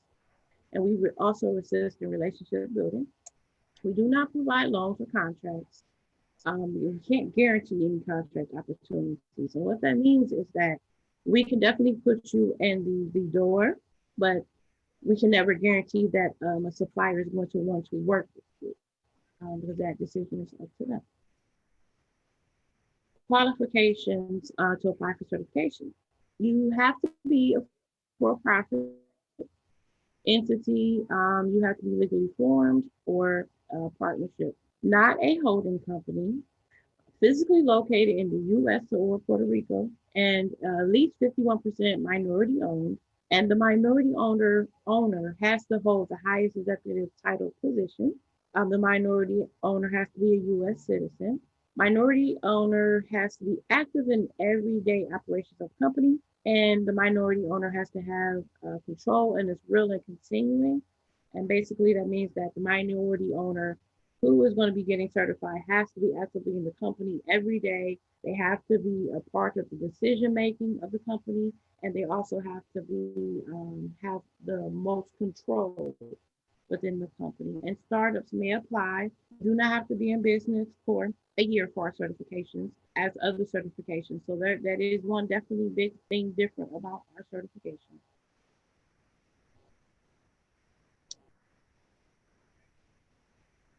Ethnic group eligibility. Ethnic groups that are eligible are Asian Americans, Black Americans, Hispanic, Latino Americans, Native Americans, and ineligible groups are Asia Minor, those in the Asia Minor region, Europe, Iberian Peninsula, Northern Africa, and the Persian Gulf. The benefits of becoming certified with the Ohio Minority Supplier Development Council is that it provides of MBE status. It is a national certification, whereas with the state or with the city, you're going to have those confinements to it. So I can go in more. I'm gonna go into more what national means when I get to our National Minority Supplier Development Council. We have access to key corporate decision makers. And what that means is that we work directly with those who work in procurement. We have relationships with them. So if you have a particular corporation you're trying to work with, we can put you into connection with them directly, and they can assist you and help you walk you through the process of maybe subscribing to them or becoming a vendor with them, and how that process works. Each corporation does have their own process, and it does vary. Networking with other certified minority entities via an advocacy group, and that advocacy group is called Minority to Minority. And so what we do in that is there is goods or services that another minority business may need from another minority business, but there's also a way to collaborate with another minority business so that a bigger contract can be achieved. So we foster that relationship and we actively facilitate that through our profile. Through your profile, you're able to connect with other MBEs and start to build up different relationships as well and see what they have, their services they offer and how you can combine them. You'll be included in our national database sourced by more than 1,400 corporations.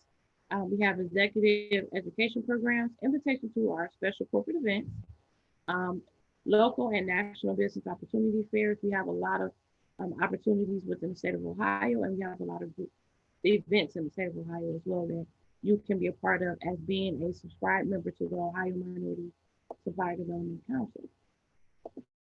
Our certification process. You're going to need to attend a pre-cert workshop just as you are now. You're going to complete an online application with your supporting documentation. You're going to go through our website and you're going to create a profile and you're going to start your application. The next thing after you are done completing the application, you're going to have a desk audit review. Right now, they're all virtual. And basically, it's just a conversation to go over everything that you have submitted. The director of MBE services will review that with you. And then after that, the certification committee meets the second week of every month and the board meets the fourth week of every month. So the application is going to go before the committee first, certification committee first, then it's going to go before the board. After that, you will receive a final approval or denial. And this total process can take about 90 days, but the process is solely also upon how fast you get your documentation uploaded as well.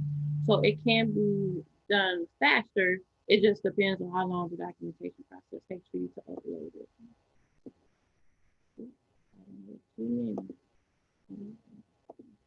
Shakara, we're losing your volume just a little bit there. I'm gonna have to get closer, so you might see my face really close. Okay.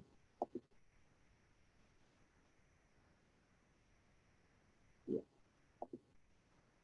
Okay, our regular certification fees.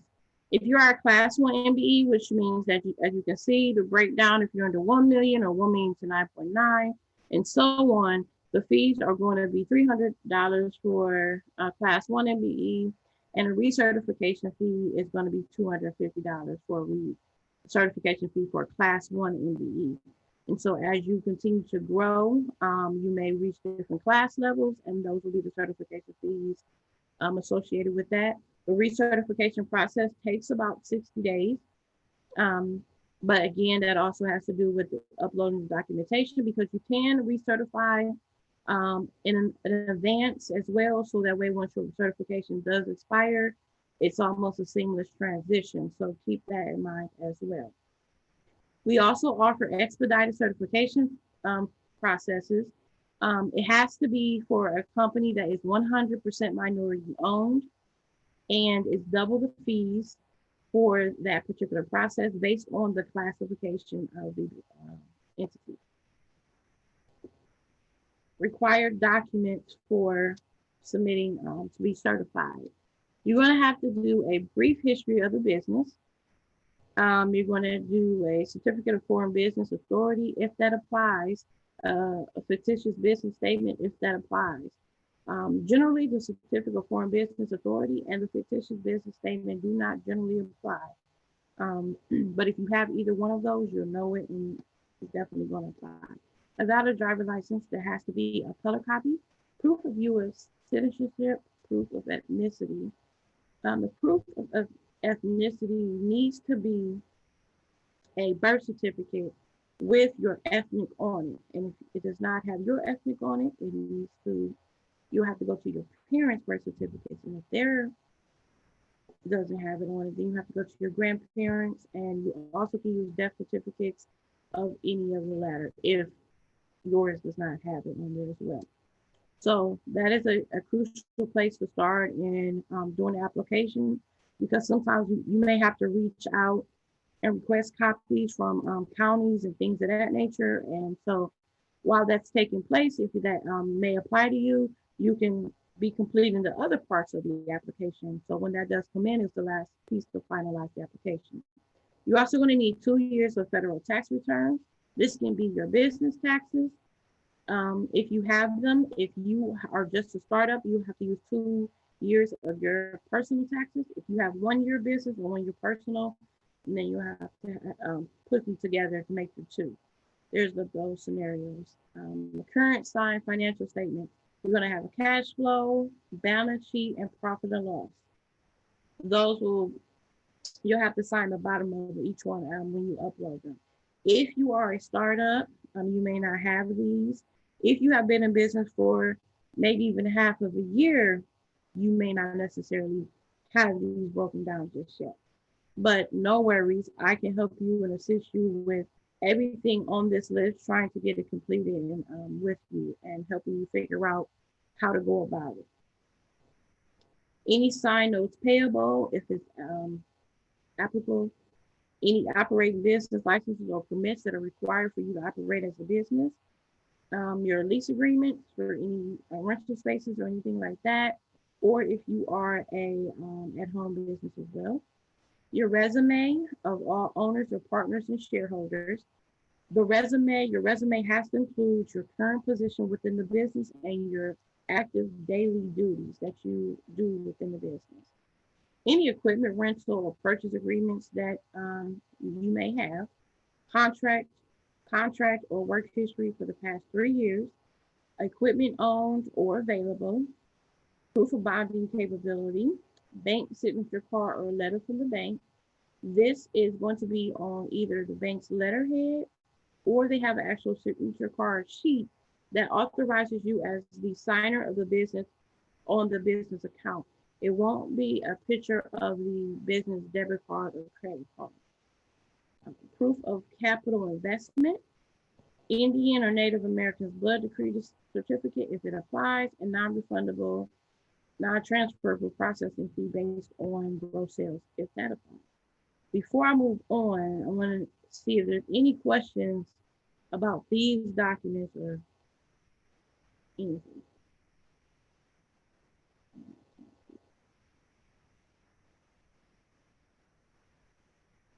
I don't see any questions, Shakara. Okay, thank you. I want to move on. There is some required documentation that's further needed based on the structure of the business. If you're LLC, a partnership, a corporation, or sole proprietor. So if you're LLC, you're going to need the certificate of organization. That is what comes from the state of Ohio. The articles of organization, the articles of amendment, if that applies, operational agreement, member unit certificates, member unit ledger, minutes of first and most recent meeting, proof of member unit purchase.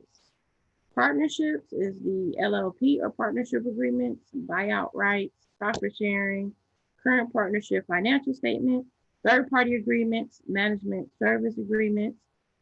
Corporations, you're going to need articles of incorporation, certificate of incorporation, minutes of the first and most recent board meeting, stock certificates, stock ledger, corporate bylaws, proof of stock purchase. Sole proprietors are going to need minutes of the first organizational meeting, DBA documents from the county clerk's office, and proof of capital investment. Are there any questions pertaining on what is needed based on your business structure? Any clarification needed?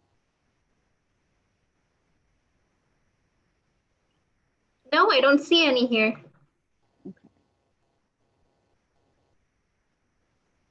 Next, I'm going to discuss the BGC Business Growth Collaborative. The BGC was founded in 2014, and what it does is it brings together the 11 organizations that you see to the right. We collaborate and we make sure that we're providing the businesses in the city of Cleveland and some surrounding suburbs with a one-stop shop service, so to speak. And so the goal is once you meet a BGC liaison, you have met one person who can put you into contact with all the other organizations. And we know that businesses are going to go to the Urban League and they're going to come to the President's Council or Jumpstart, and they need different assistance. But when you work with the liaison for the BGC as myself, it is my responsibility to be sure that, yes, you may come to me for certification through OMSDC, but you may need a business plan written. You may need a website revamped. You may need a logo. You may need email marketing. You may need marketing help. My job is to put you into connection with collaborators within the collaborative who can assist you with those, we call them milestones. And it is also our job to make sure that we all are documenting that success. We're completing those milestones and we're helping you kind of get things checked off your list and one-stop shop. Does anyone have any questions about the BGC collaborative? More in-depth conversations of it, I should say. No, you're good to go. Okay. So the other great thing about the BGC is that the BGC provides funding to Ohio Minority Supplier Development Council, where we're able to offer the certification fee to be waived for Cleveland businesses and businesses that are in the surrounding suburbs of Cleveland. It is a first come, first serve funding. If it's something that you would like to do, I'm in my closeout months, which I have to have everything done by December, end of December. So if you're interested in starting the process, I encourage you to reach out to me as soon as possible so that we can start to get the application going so that you can get on the docket that I mentioned earlier so that we can get you certified and have the fees waived. Does anyone have any questions about the fee waiver?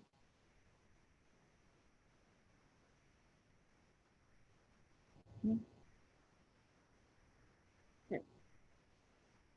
Are there any questions in general about Ohio Minority Supplier Development Council? I do want to say that the national certification goes into working with corporations that if you're looking to get corporate contracts, they subscribe to our council and they have a commitment to work with our MBEs.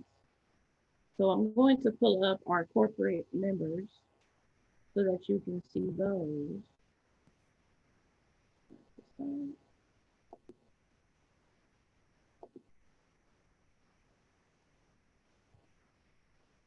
And you can see what corporations are subscribed to the Ohio Council.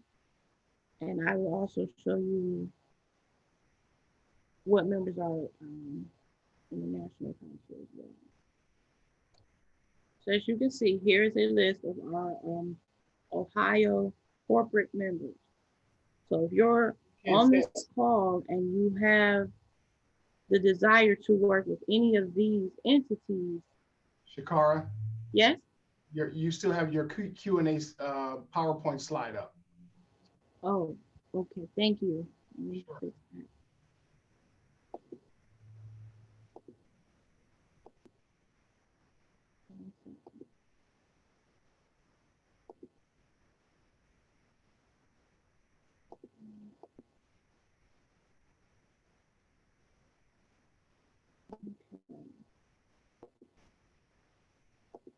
Now, can you see? Yes. Okay, thank you so much.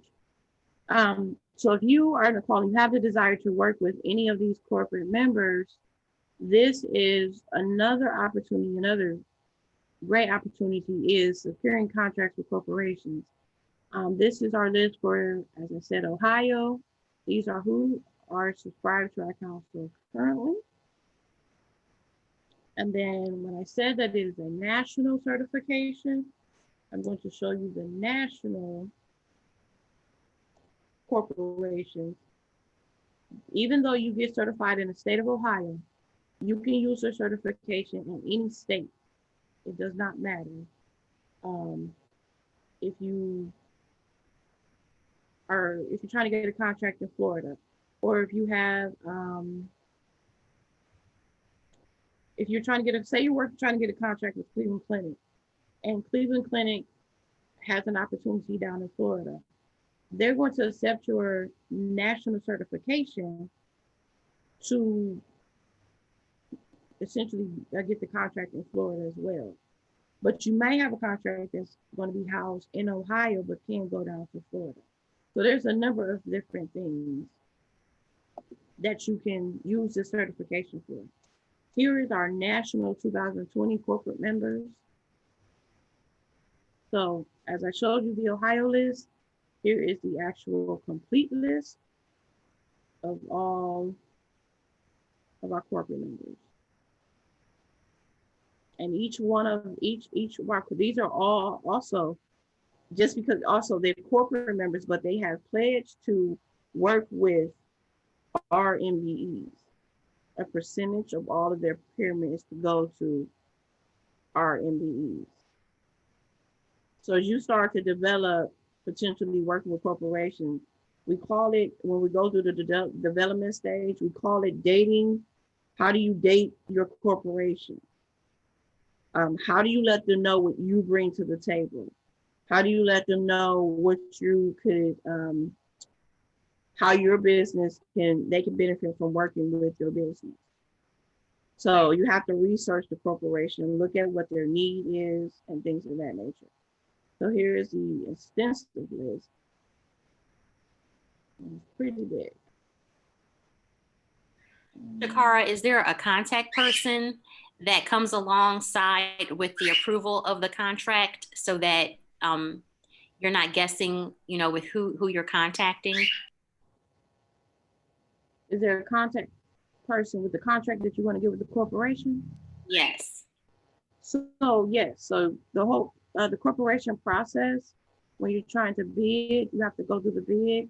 You're going to deal with a buyer.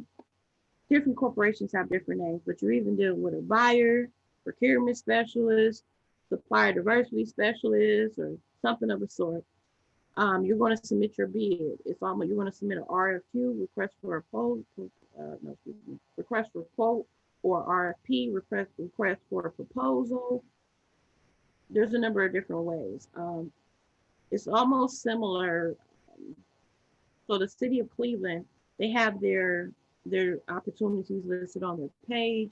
You can click on it. You're going to see the RFQ is very similar in the corporate space as well, but the corporate space has a dedicated department that handles these contracts solely, but they also work with the supplier diversity side to make sure that they're meeting the numbers that they're supposed to meet within the contract.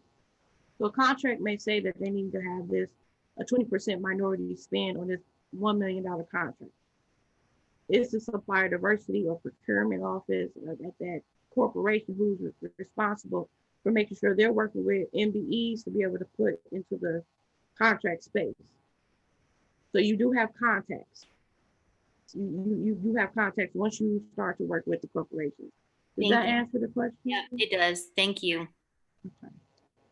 Are there any other questions dealing with corporations, things of that nature?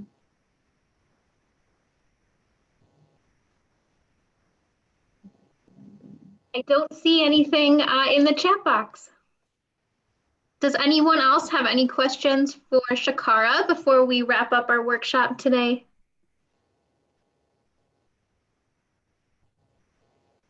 Awesome. Well, thank you so much, Shakara, for being here today. To answer Christopher's question in the chat box, yes, I will be emailing you all of the contact information for all of our presenters today. So you will have that. Okay, well, thank you. Thank you for being on the call today.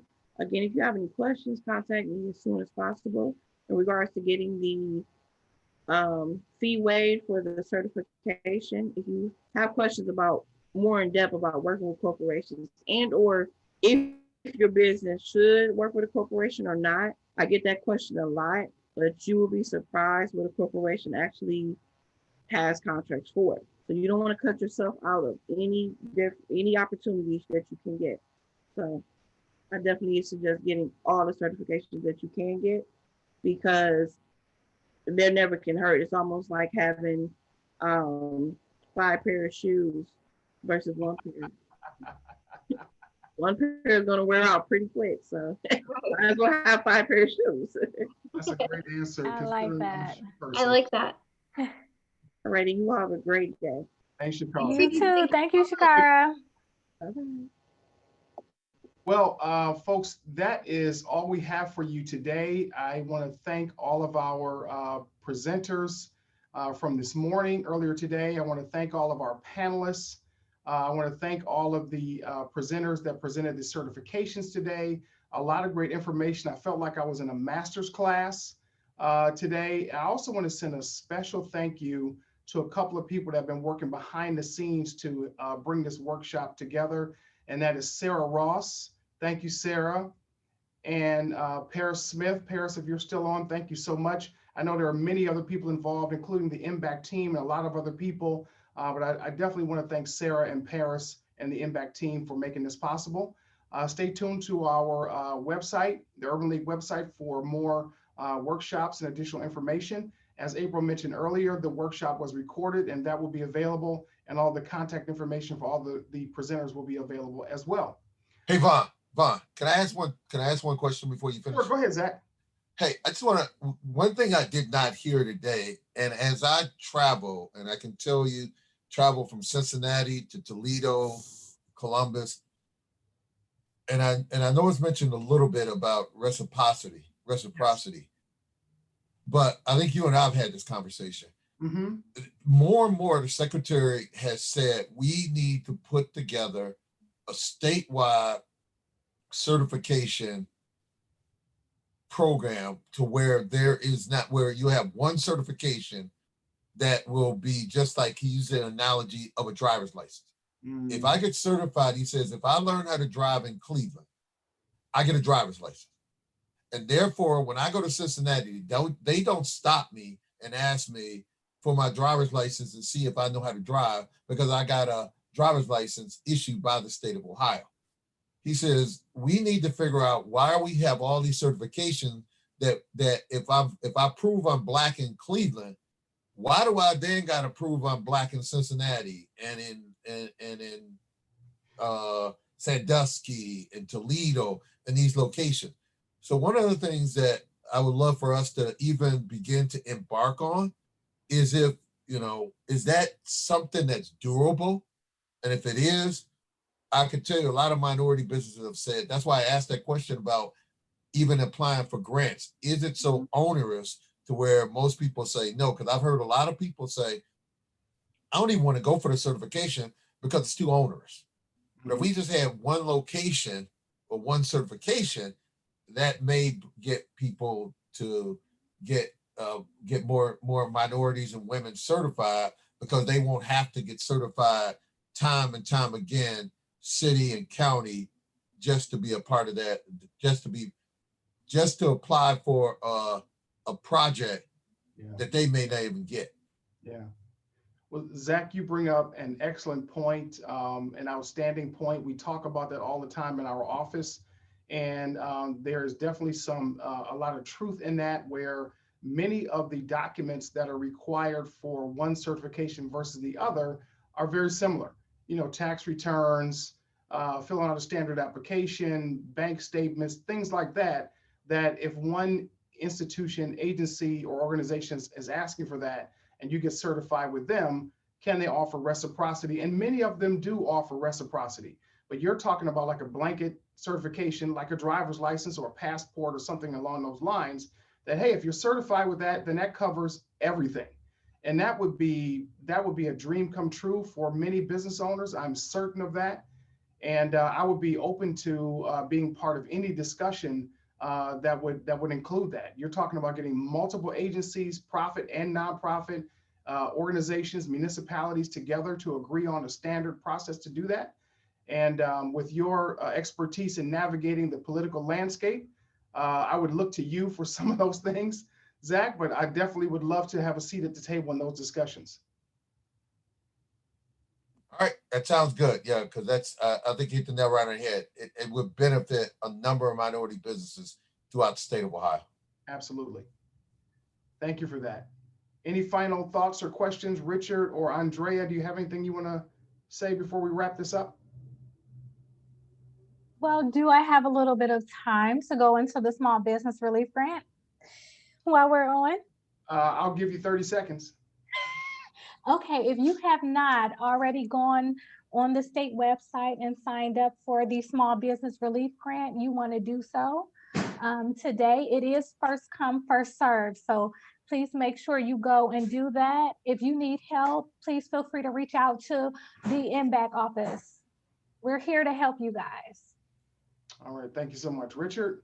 Thank you. Everyone, yes, we want to thank everyone for attending today. And as piggyback on what Andrea said, if you need any assistance, reach out to us. We're here for you. All right, well, that will wrap it up for today. Again, thanks everybody for attending, and we will see you next time. Thanks everybody. Enjoy the rest of your afternoon. Stay safe. Thanks, everyone. Bye-bye. Bye.